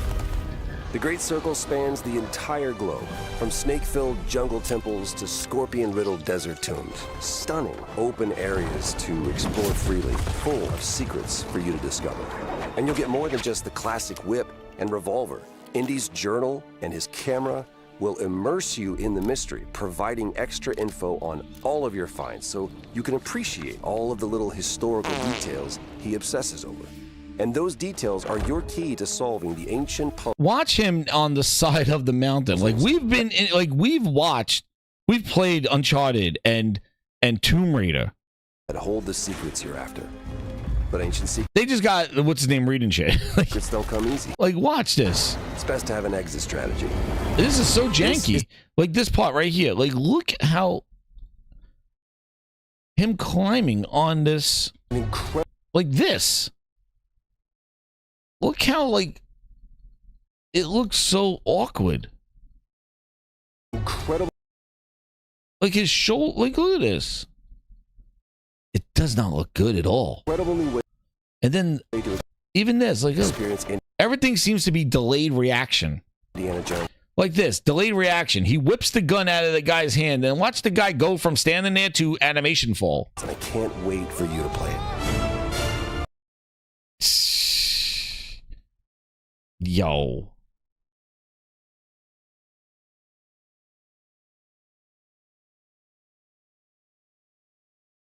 I don't get it, dude. Constant danger where you've got to think on your feet to stay alive. The great circle span who feels the weight of every punch. Feels the weight of every punch. Dude, this is the weakest uppercut. Look at this uppercut. It looks like real climbing. That's right, BV. Yo, Fishy Queen with the 5. He goes, Phil taken to the Xbox. We hear you. Just wait until next E3. Oh, man. Yeah. Feel the beat of the punch. Weight of every punch. And the look at this thrill of finding every clue. Indy is such a unique character. Here's the best part. Professor. Feel the haptic whip and the analog stick. Oh, did they say feel the triggers? Archaeologist, a brawler, an explorer, the quintessential all-around adventure. And this game has everything you'd expect from an Indiana Jones adventure. Mysterious artifacts, cunning villains, ancient discoveries, hard-hitting action.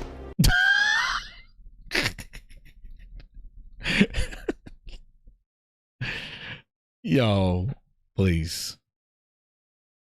I don't know if the PS5 Pro could save this one.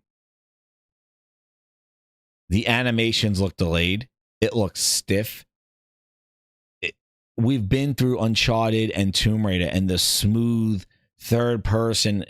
You know, this is they were built off inspiration of Indiana Jones, and Indiana Jones looks like this first person, janky. The animations look janky. His third person camera of climbing the walls, looking the whip animation. Everybody seems to be just delayed.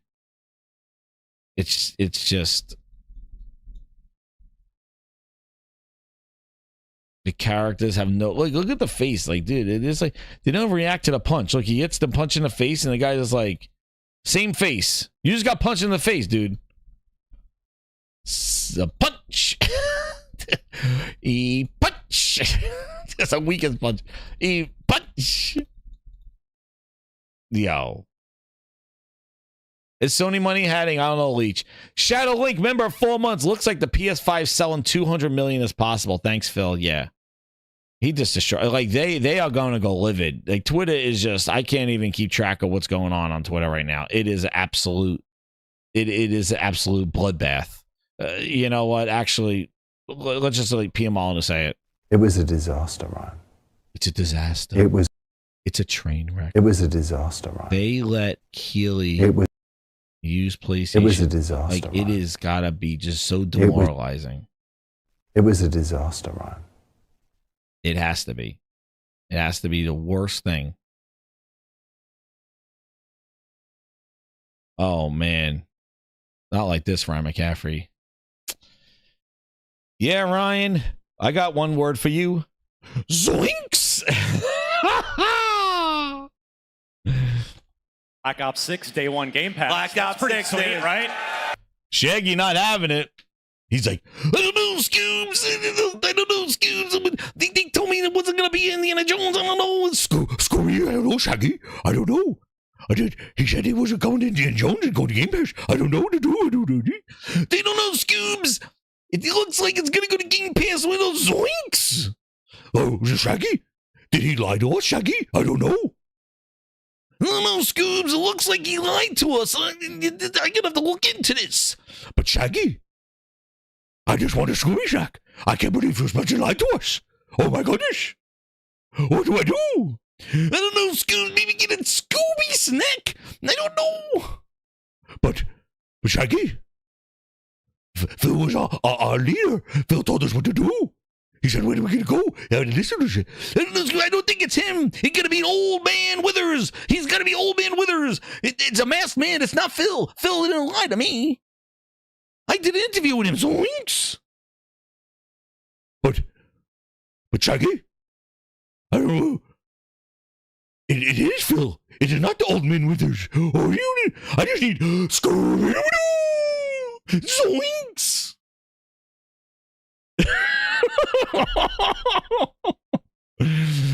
Major Zoinks.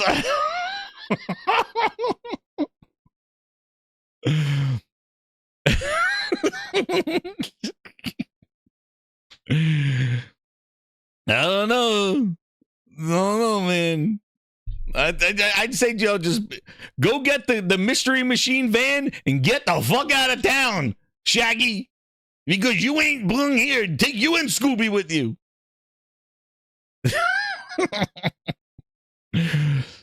I can't believe Phil Spencer lied to us.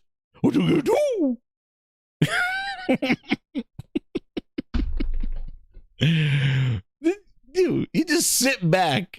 I don't know, Shaggy.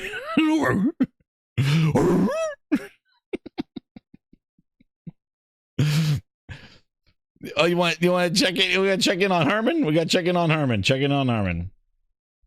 They're having Xbox meltdown over there. All these guys. When we all play, we all win. Shaggy. When we all play, we all win, right?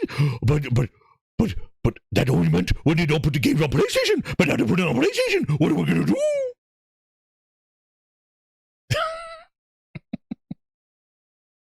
It was all you clowns out there. Well, like, oh, it's only when we all play, we all win. Rub my nipples. All this shit that you're talking.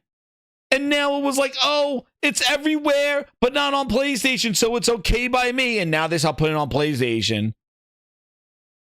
Dusty Bin is upset too. I got Dusty Bin. He's upset at Phil. Phil's like, he lied to me. He lied. He lied to me. Yo. What are you gonna do? Well, there's Shaggy. Just not compatible with this circle. Uh-huh. Enjoy. Ouch.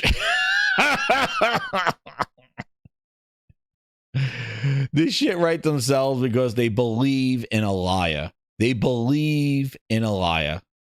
And this is what happens. They believe in a liar.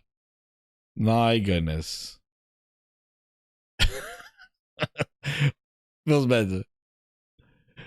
But I interviewed him. What happened? Shaggy, he sat right there next to you and told you everything. I don't know, Scoobs, he lied to me too.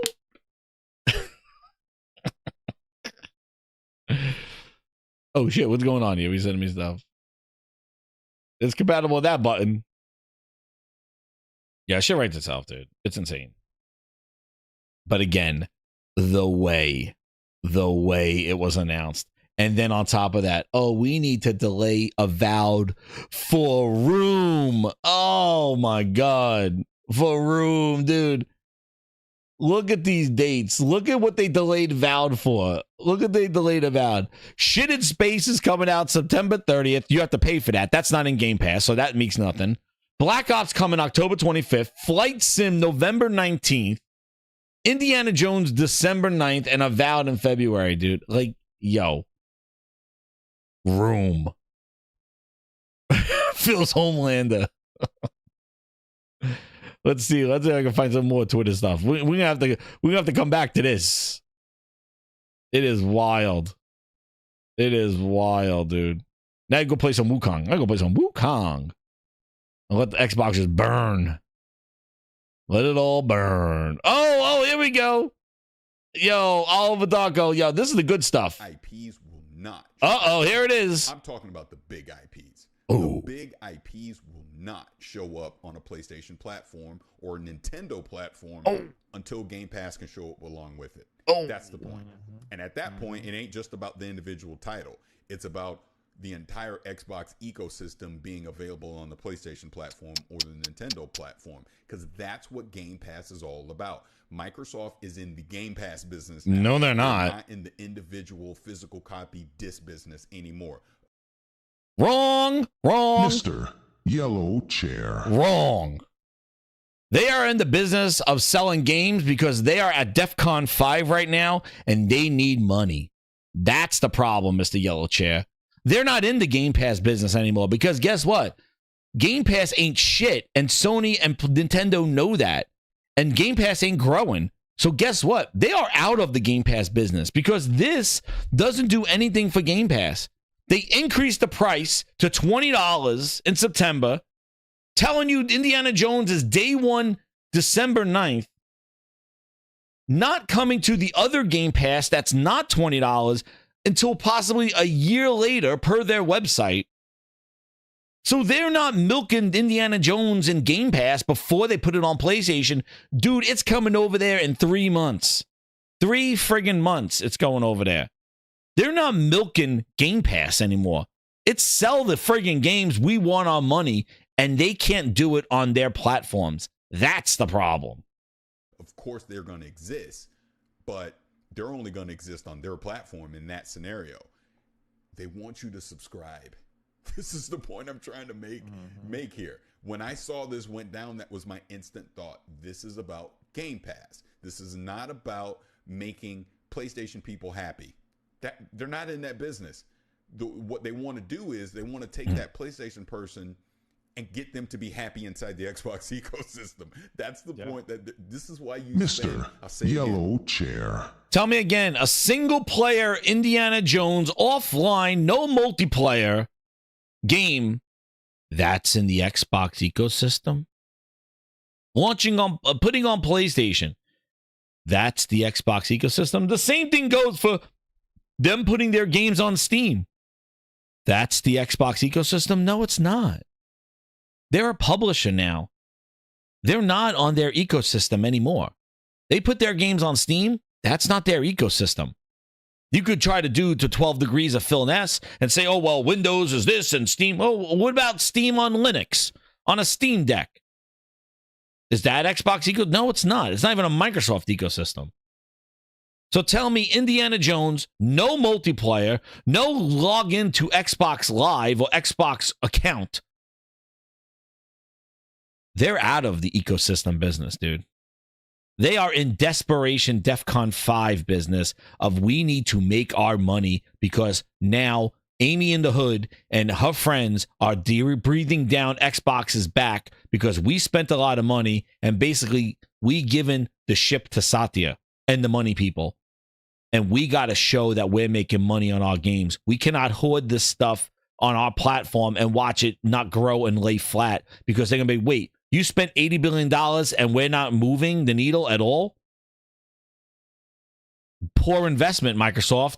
Bad. I'm taking my money and going somewhere else. Obviously, you don't know how to handle my money. You're spending it $80 billion on franchises that are not growing your business at all. That's where they are right now. Maybe it was one time about Game Pass. Maybe one time it was about exclusivity. But it's done. It is done because Microsoft traditionally does not allow time for things to develop. They do not know quality, and they just want to buy, and slap their name on something. And that shit has caught up with them. They spent so much money and not making it. And now Xbox is on the back burner. And now Phil is desperate right now to sell this shit, and he has to make this money back. And I am sure both ZeniMax and Pete Hines, and I meant before he left, and Activision are all like, yo, when they saw the books, they go, wow, a lot of our money comes from the huge install base of a PlayStation and also maybe some on a Switch or mostly on PlayStation. You cannot sacrifice all those potential sales and slap it in a subscription where you admitted it cannibalizes your sales. They're hoping, wishing, and praying that Call of Duty keeps the same amount of sales and then they get more people through the subscription. But I think what they're going to find out is it's going to cannibalize sales definitely on Xbox. and they may have lower sales as ever on Xbox Call of Duty. That's their hope, is that it just stays status quo and they just add with Game Pass. But it's not going to happen. People are not going to buy the game and just get it in Game Pass. And that's going to hurt the sales on your platform, as it always has. And now you're going to have to rely on PlayStation and Steam sales even more, because you're going to see less on your platform. This is a risk. It's going to be very interesting to see what the pivot will be after this Call of Duty experiment. But this clown, Game Pass, dude, maybe one time, but stop acting like you know it all. Like, stop acting like you know what they want to do and that you have some clarity. Like, I don't like influencers like that. Like, they feel like they know better. You should always put out there the alternatives. You should always put out the question mark. You don't know what's going to happen. You could only react to what you see. And if this was happening, you saw the status of Microsoft. You saw that they were desperate this year to sell their games because they spent a lot of money. Amy in the Hood, Tim Stewart, all of them said it at the beginning of this year. Satya saying about putting their games everywhere and not liking exclusives. It's not like, oh, a matter of fact, this is exactly what I knew. No, it isn't. $7.5 billion. You don't spend that amount of money for timed exclusive comes to Xbox first. That makes no sense. No sense. Zero sense. You don't do that to when you like literally own these IPs. Like I said again, Todd Howard don't make the call no more.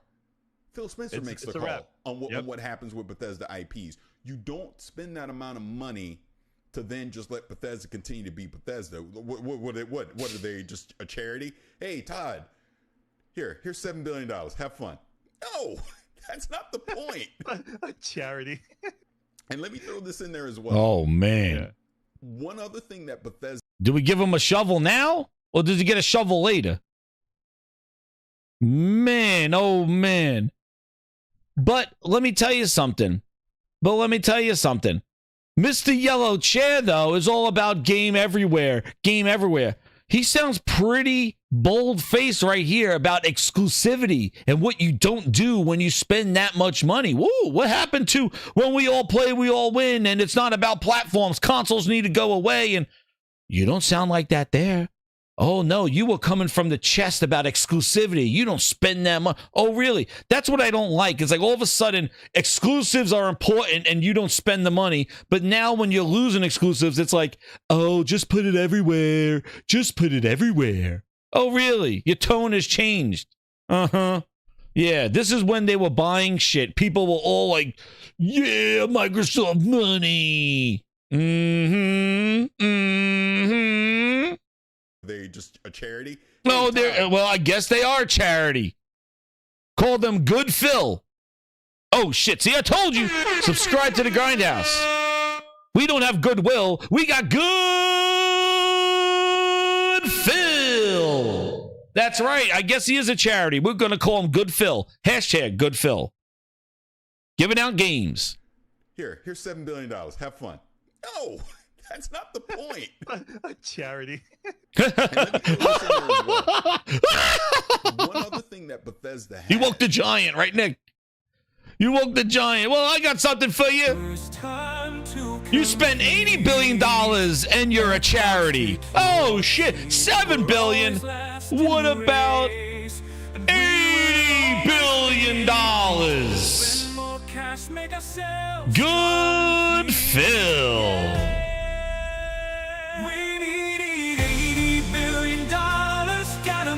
Yeah, exactly. $7 billion. Oh, what about $80 billion and you're a charity? It's Bethesda being Bethesda. You bet your ass. Start by bringing pen and man. See if thieves high fire. Just 4 games, they said. And we will say that exclusives don't matter anymore. And then when we get Starfield ready for the pitch, big booty Bobby and the Lou walked out with the bag, and now hit me with the horns, grind.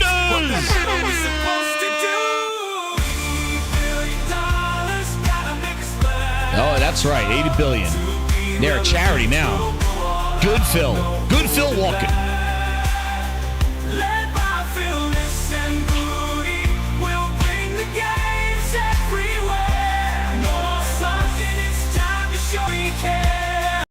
Well, they spent $80 billion and now they're $80 billion charity. Good on that. $80 billion. That's what you do. And it's Bethesda being Bethesda. Sounds like it, right? Dude. They had a... it's funny because Tim Dog was on last night and he just said now, he said, when I said Xbox is going to have a showcase for PlayStation, he wasn't joking. It's crazy. It's crazy. There you go, Tio. I got you. Oh, shit. I can't even do it from there. Tio wants to share a link. We'll get Tio. He's a grind. He's a VIP grinder. We'll give him that. There you go. Put the link in there. Let me say. Craziness. Craziness. Let's see what else is on the Twitter streets. This is some fun stuff here.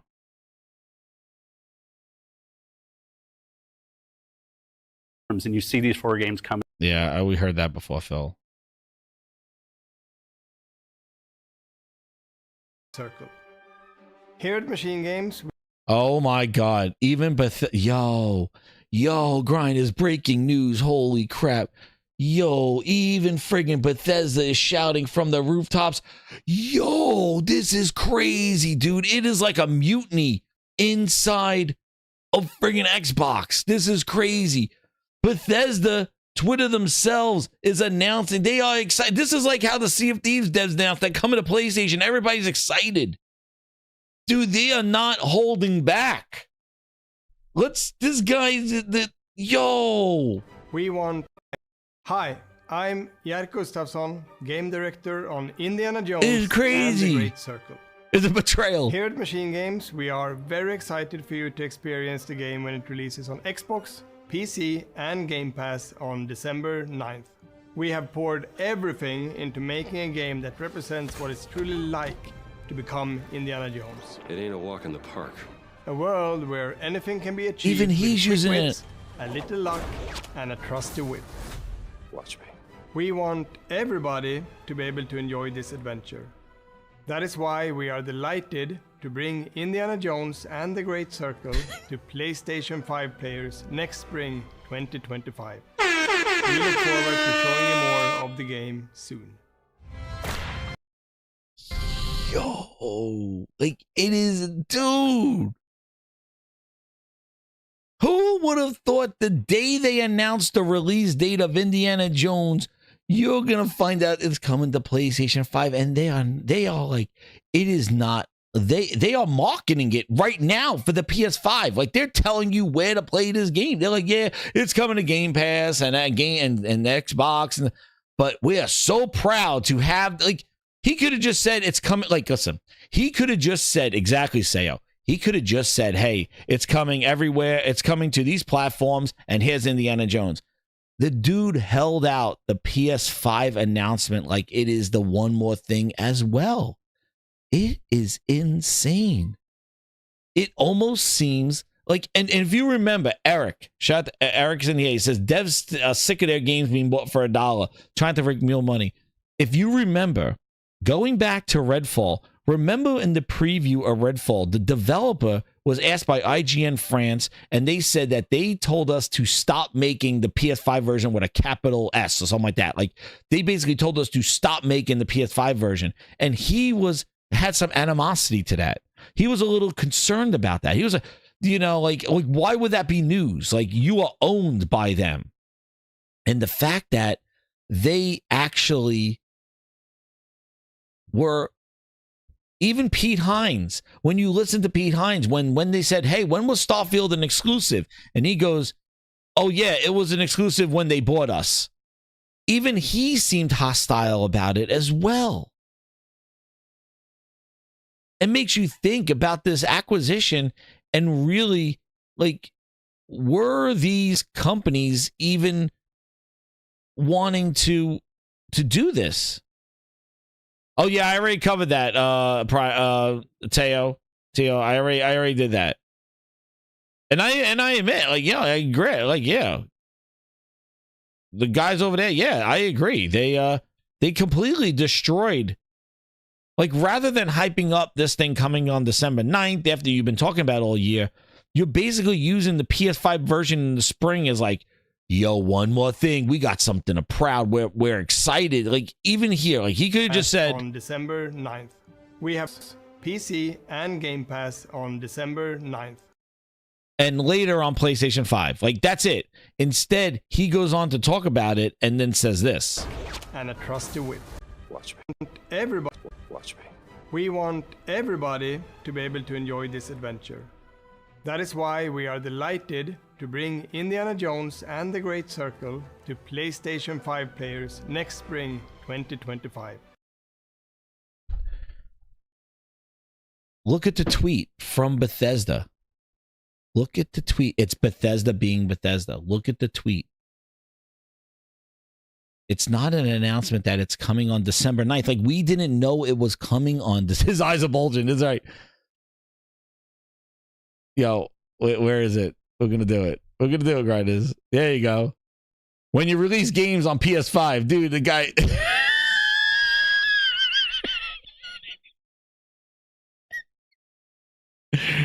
The face that you make when you're putting games on PS5.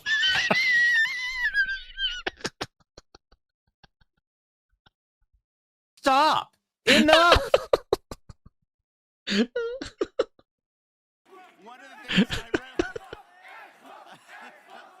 That's the face he made when he said it would pre. Oh shit! Holy shit! I'm sweating balls. This is great.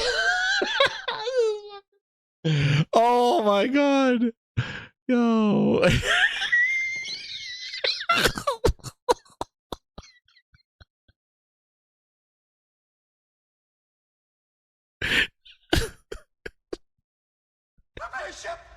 Prepare ship for ludicrous passing up. When he said he's been in PS5, he was so excited. His fucking eyes went in two directions. His eyes went in two directions. He's so excited about the PS5. He's like, we're happy to bring the PS5. He's fucking so excited. Fucking eye goes left, the other one goes right. He's like, he's so excited. He's so fucking hyped up about the game going to the PS5. He's looking two different directions. Dude. Now let's see his face when he announced it on Xbox. See? It said... Yo, he's hyped. He's so fucking... Look at this. Look at the subtitles. Yo, when he said PS5 players, look at the subtitles. Yo, when you're putting games on PS5, there you go. That's the face you make when you put when you put games on PS5. Look at that excited. Look, to PS5 players, look how excited he is. Look how excited he is. Now let's see when he's announcing it coming to Xbox. Let's see when he's going to Xbox. Let's see Xbox. His hands are folded. He's like, oh, it's coming. He's like, look at the expression when it's coming to Xbox. Yeah, he's like, he puts his head down. He's like, yeah. But then when he's on the PS5, here he goes. Watch this PS5. Oh, there he is. He's hyped. Holy shit. Yo, oh my God. That's too much. Yo, when you look at my thing is I zoomed in. I didn't mean to zoom in on his face. But my God, look at the tweet from Bethesda. We didn't know about when putting that Primal Plasma. Play Beyond. That's gonna be a new emoji when games are going to PlayStation. It's like the face you make when games go to PlayStation.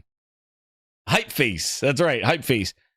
But like, we didn't know. Like he says in here, it's coming to those systems on December 9th. Like, listen, we didn't know the game's coming. We didn't know the release date of Indiana Jones. That was the major announcement. That's what people were waiting for. What is the release? Well, I guess some people. What is the release date of Indiana Jones? Right? That's right, Sayo. Like, what was the release date of Indiana Jones? That was the news today, December 9th. That's the thing, December 9th. December 9th. Indiana Jones coming to Xbox Game Pass day one, $20 a month. Let's do this. Instead, The news is that it's going to PlayStation in the spring. You don't even have a friggin' release date, and they're hyping up the non-release date over the real release date. Am I bugging out? Am I bugging? Grinders, am I bugging out? But like the news is that they're hyping the season that it's coming to the PS5. Like they are glossing over the real release date of the game coming to Xbox and Game Pass. They're minimizing that. This is the video. The guy is saying, yo, it's coming to these platforms on December 9th. That's the tweet. But no, it's like, no, Indiana Jones is coming to PS5 in the spring. There's no release date. That's what I mean. The messaging is absolutely insane. Insane. I don't know if I'm bugging, but that is the craziest thing. It is such a gut punch. You spent $7 billion to own this company. You talked about the developer direct in January. Indiana Jones, you finally announced the release date coming to Xbox, and the thing that you're hyping up and giving Keighley the one more thing and the own Bethesda tweet with the guy here saying the release date, all you care about is the PS5? It's crazy. Look, in the video, he says that he says it's coming to Xbox. Poured everything into making and Game Pass on December 9th. It's so defeated. When it releases on Xbox, PC, and Game Pass on December 9th. This adventure. That is why we are delighted to bring Indiana Jones and the Great Circle to PlayStation 5 players next spring 2025. We look forward to showing you more. Wild. Friggin' wild. It's Bethesda being Bethesda. It is like, it seems to me, and this is all on, no joking around now. It seems to me that ZeniMax, I don't even know Activision yet, I'm sure them, but it seems to me that the studios that they acquired in this publisher deal had some sort of animosity to being exclusive. We have history of this with Pete Hines saying about Starfield. We had history of this with a guy talking about Redfall, telling them to stop it. And now you're seeing these developers were almost like held back. Like it was like, dude, don't, like, know what I'm thinking? I'm thinking they delayed the release date of Indiana Jones because they wanted to know when the PS5 version was ready. Isn't that crazy? So you're telling me that Xbox fans and people that wanted Indiana Jones, all these guys, Ryan, Zoinks, McCaffrey, was out there hyping up Indiana Jones as an exclusive, and meanwhile, they were waiting for when the people behind the frosted glass tell them it's ready. It writes itself. It writes it friggin' self. The people, they said frosted glass, they're like, yo, yeah, we'll be ready in spring. Okay, then we'll just drop it in December then on Xbox. That's what it sounds like. It sounds like they couldn't announce the release date because they didn't know when the PS5 version was ready. And now they have an idea, a timing of spring. Insane. PlayStation is still control. It is apps. The messaging is the thing that it is boggling my mind. That it is like they are it is seriously a mind. Even it's not even of a third-party publisher. A third-party publisher would have just announced all the games in one sentence, all the platforms coming later to PlayStation 5. Instead, he holds off and says the PS5 is coming to you, like as a one more thing in their own video, just like what Keighley did. Instead of just saying, and it's coming late, like minimizing it's coming later to PS5. He didn't do that. Instead, he's like, yeah, it's coming here, but we're really proud to announce it's coming to PS5. It's crazy. It's crazy. Remember, for 25 months, Anthony Dixon is a platinum grinder right there. LOL, Jez, get that screen for the potential new chat icon. Dude. Yo, the hype thing. Yo, that is wild. No, I watched that video already. Which one? You're saying the one, the tail? Which one? Is it the same one with Addict and shit? Yeah, I saw this one already. We already went through this one. Tail, we already did that. I already went through that one, yeah. But it is wild, dude. It is wild. Let's see what the comments are saying. I gotta see this. This has got to be insane. What the hell they're saying right here?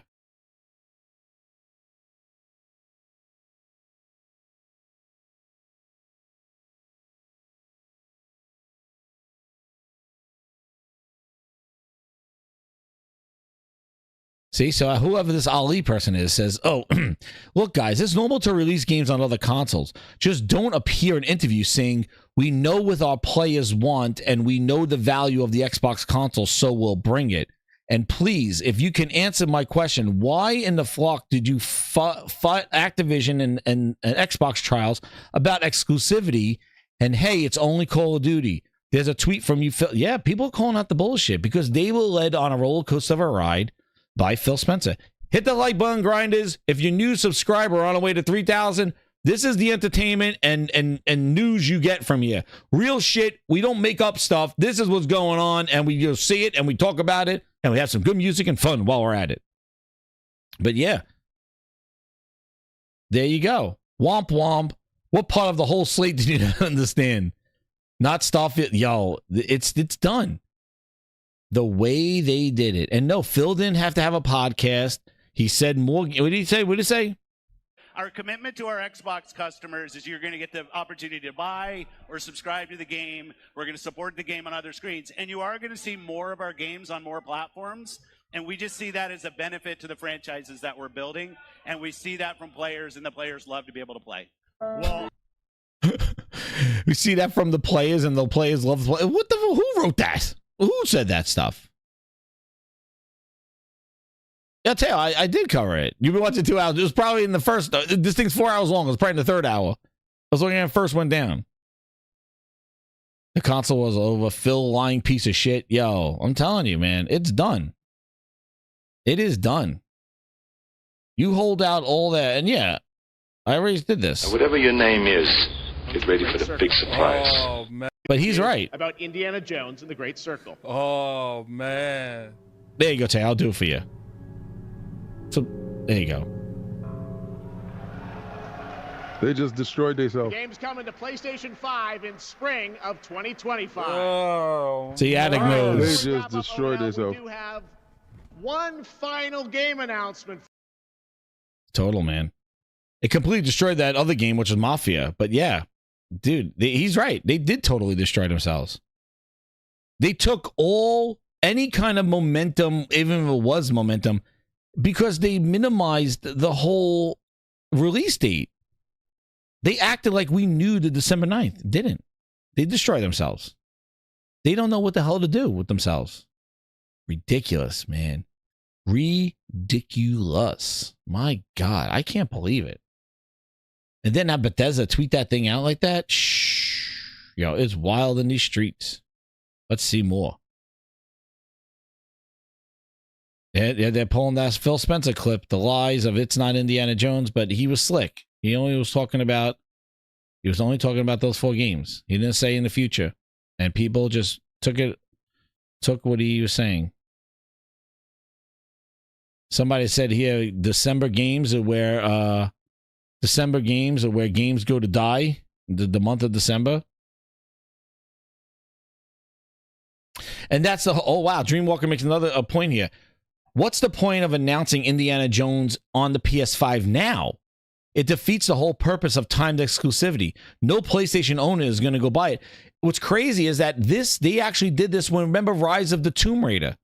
Rise of the Tomb Raider, when it was a exclusive, and then Square Enix bursted their bubble and said, hey, it's coming out a year from now on PlayStation.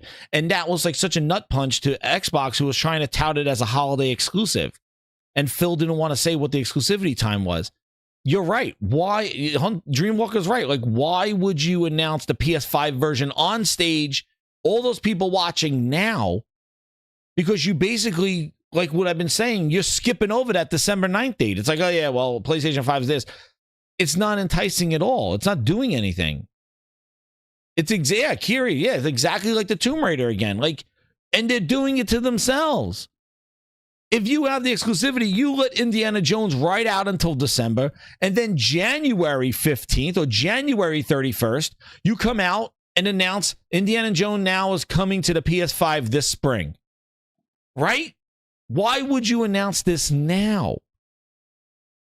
You would just let December 9th go, let it ride out the holidays, maybe at the end of January or maybe February 1st. Then you say it's coming out in the spring, because spring is March. You still got a whole quarter. Why? Why would you announce this now? They self-sabotaged everything, all the momentum. Just like what David said. I agree with them. They killed everything. Self-inflicted. Sony didn't pressure them unless there was pressure from Disney or Lucasfilm or whatever like that saying that, yo, we got to announce this coming to PS5 because Xbox ain't shit. And what's crazy is that, look, it's coming to Game Pass, Xbox, and Steam. Billions and millions of players, but they still are holding on to that PS5 spring.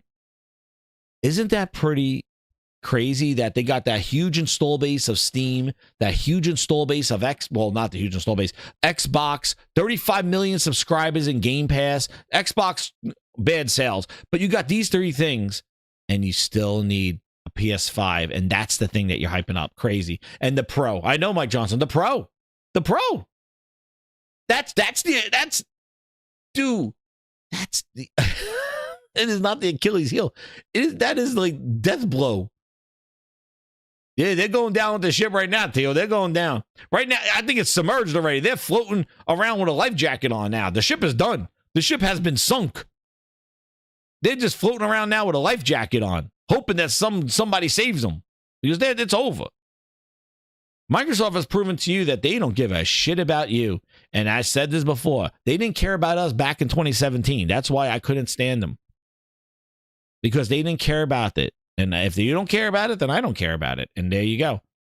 And tell me again, Sarah Bond going to hype up some goddamn mobile Xbox, some console, small. Who the hell wants to buy it? Dude, they handle this in the most unthinkable way to destroy their loyal fans. Destroy, eradicate, burn it to the ground. You're making your own release of $7 billion of legal fees and a year of buying ZeniMax and glossing over the release date that you held out all year and announcing a PlayStation version coming out and not even for your release date. The game doesn't look good anyway. I don't think they have any confidence in the game anyway, because the game doesn't look good. It looks janky as hell. So pro or no pro, nothing's going to fix it. The animations look off in the whole game. So I'm not saying all of a sudden I'm excited about it. I'm not excited about it. I'm just baffled. I'm bamboozled. I'm baffled. I'm flabbergasted, hoodwinked on how they let this shit go down. Insane. They glossed over their own platform. Yo, who's watching my stuff, dude? Red Dragon. Who's clipping my stuff? I just did this. Yo, Red Dragon, are you listening in the chat? I think Red Dragon's somewhere around here. Red Dragon. That was too quick. Take him. I don't know. I think Red Dragon's lurking in the grindhouse. How do I just see this tweet if I just made that joke? If I just made that face 5 minutes ago and all of a sudden Red Dragon has a tweet, I think he's lurking. He must be a grinder. He won't admit it. Red Dragon, you a grinder? You in the chat somewhere? Dude, tell me that's not spooky right there, dude. I just said this. You're my #1 customer. The face when you game actually sells on PS5. I just did this. The Red Dragon, show yourself. I talked to you in the past. I know, Dragon. Come on. I used to watch your videos. Where are you? Get out here. Somebody gift some memberships. Get him out here. I just did this. Told you. What did I just say, Grinders? I said that this is the house of the OGs, of fun. This is where the stuff comes from, because nobody has the humor of the Grindhouse. We make things happen. We got Spaceballs of... We got Phil Spencer. We got the losing of deals. Is that a deal? No, I saw this around. And I don't want to make a deal anymore. I am leaving, and you can't stop me. I'm packing my bags. I never heard that before I came to the Grindhouse. These are from here. These are my grind boards. I don't know. I don't know, but I saw that meme somewhere, and I was like, "Wait, why is that kid around on Twitter? Somebody's listening. Get him, Where's Red Dragon? It's all right, Red Dragon. It's all right. You can come out. Mash is coming. Oh, yo, Mash. Yo, Private Mash. I'm gonna call him Private Mash. He's my investigator, the sleuth. Thank you so much for the 10 gifted members. Private Mash, the sleuth. He's trying to get him. He gave it Corey Massey, Impatient got one. Fishy Queefs. There you go, Fishy Queefs. Don John Sean, T-Bone, Zero Steel, Nassim. That's all right. Yes, that stream's open. Thanks, Mash. I appreciate it, man. The sleuth. Private Mash, ladies and gentlemen. Got Private Mash on there. If I see the Microsoft going around, you know where it came from. There's only one word to describe you, and I'm gonna spell it out for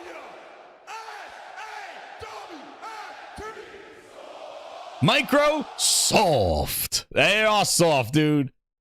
Interested, gifted one member. Thank you so much, Interested. I really appreciate it, man.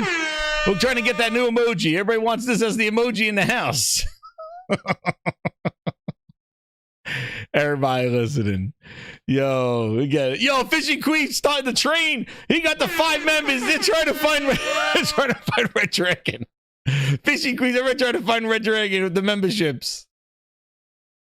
Yo, I appreciate it, Fishy Queens. Look at that Fishy Queens, man. Being a true grinder and passing and giving it forward, man. I appreciate it. Edward B got a big Razzo, 16-bit Kev. There you go, man. There you go. One Papa Kirk. There you go. Alpha Ghost got it. Yo. Jason M. Kino K. If you're new here, hit that subscribe button. Hey, thank you, Crooked Vulture. I appreciate it. Good job, Queef. Thank you so much, man. Chat is popping off. Yo, the Grindhouse is lit, man. I appreciate it. We've been going on 4 hours on this stuff. I can't stop. I'm just the energy that I'm getting right now is insane of how a disaster. Just put it. Where is it? It was a disaster. A disaster, Ryan. Zoinks. You got my Scooby-Doo impressions. I don't hear nobody call him Shaggy. That's my word. It was a disaster, Ryan. It was a disaster. Disaster. It was a disaster, Ryan. A friggin' disaster, Ryan. There it is. Don't stop. Man, I'm working up a sweat. Woo! Kiri86, member for 4 months. He goes, PS5 players are going to play this well before Game Pass. That's what thank you so much, Kiri. I was saying that earlier because it's 12 months, right? So, yeah, it's crazy, dude. Here's yo, J-Dub, I got to get you on the show when you listen to your music. J-Dub, PS5, the only console where you can play Indiana Jones, Uncharted, and Tomb Raider. Oh, J-Dub, Messi. Get him, Grindhounds. Oh, man. It is wild. Wooly, shout out to Wooly. Xbox really is dead, dude. They made Keeley troll the hell. Oh, my God. And what's crazy is Sony's not even there.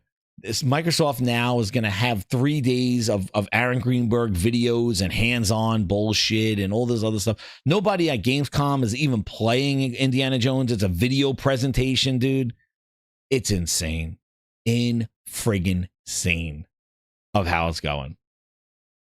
And Sony's just sit back and, yeah, we got your exclusive coming. Like, we are so important that you glossed over your own release date and announced our shit that doesn't even have a date, dude.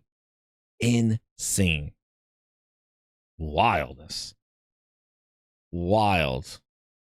And now they're gonna be like, oh, you're begging. Yo, Dusty Bin. The pacing of O-Line has been rough this year. Yeah, well, it's been rough. It's rough. Hit that subscribe button. It's been rough. Concord's out. Oh shit, he got them. And then and guess what? After all this disaster and watching it all burn down and knowing that they need there you go, Nelson Gaming. Yo, watching it all burn down like this. Guess what? Grinders? Go pull up your PS5 and go play some Wukong. Or go pull up your PC and play some Wukong. The internet's raging about Wukong. And guess where you can't play it? Microsoft Xbox.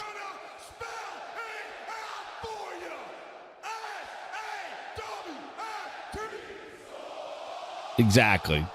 Where? Insane. Persona, shout out Persona. Oh, here we go. Here we go. Here we go. Oh, yeah, they gave it. Oh my God, yo. I don't understand how people don't just he gets under their skin here. Look at this. He has when did he tweet this out? Yo, he tweeted this out last week. He got an extended look at Indiana Jones, The Great Circle, coming December 9th to Xbox and spring to PS5. Make sure to download it. Dude, after he spread all that propaganda, oh my God, he's getting extended looks and using his, he is man, he is using you Xbox guys like friggin' lily pads while he's jumping around Frogger style on your asses, man. He just manipulated. That's not Indiana Jones. You don't make it exclusive. We just heard him. And now he's promoting his content where he got hands on and announcing the PlayStation release date. Yo. Oh, no. We suck again. Oh, my God, dude. It's like everybody has turned. Yo, it is turncoat. It is insane. Insane. Yo. Twitter is lost, dude. People, you knew it was coming, G-Dub, get him. Yeah, Pitchfork, right? DDP, shout out. There's a grinder right there, DDP. The grinders all over them. Get them. That's right, grinders. Pitchforks, right? It was big IPs. He's like, well, it's not Forza. Not yet. It's done. Listen, they destroyed Indiana Jones. Just like what David said. I agree. They destroyed it. People don't even want to play this game now because of the way they announced it. The way they announced it, people are going to be, they are livid.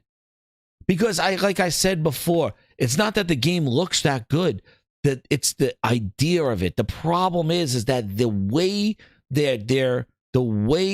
they are going around, they're parading the non-release date of the PS5 version over their own release date. It's insane. It is worse than the February show. It is worse than just peeling the Band-Aid off. It is a new game that you don't even know when it came out, and at the same time you find out it's coming out, they announced the version going to the other platform. Yo, like, why don't you just leave them there? Just say, go buy a PS5. Just say, go buy a PS5. Don't buy an Xbox. Because that's basically what you're sending the message as. You are just completely, it's the principle, right, Mike Johnson? That's what it is. It's the principle. It's the way it was done. It's so distasteful because it destroy, and it's not because some console war bullshit.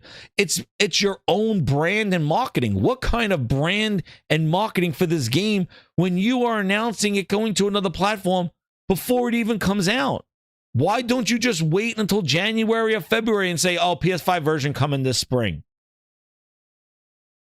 Why would you announce it on stage and in the breath that you did with Jeff Keighley, One More Thing, and then your own Bethesda channel hyping up separately the release of the PS5? It's insane.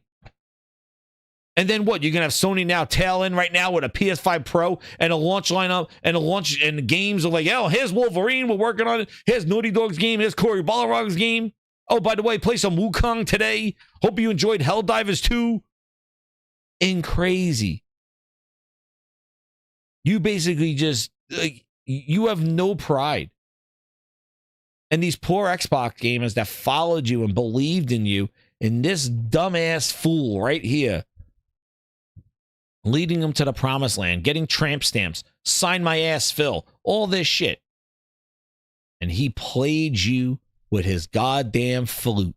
He went out there and he just said, hey guys, yeah, it's coming. And he pulled out his goddamn 2-inch flute.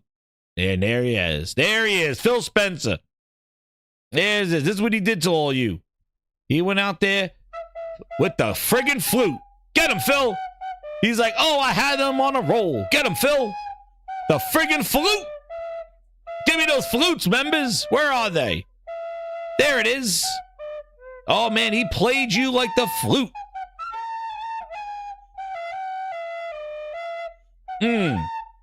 That's what he did to you.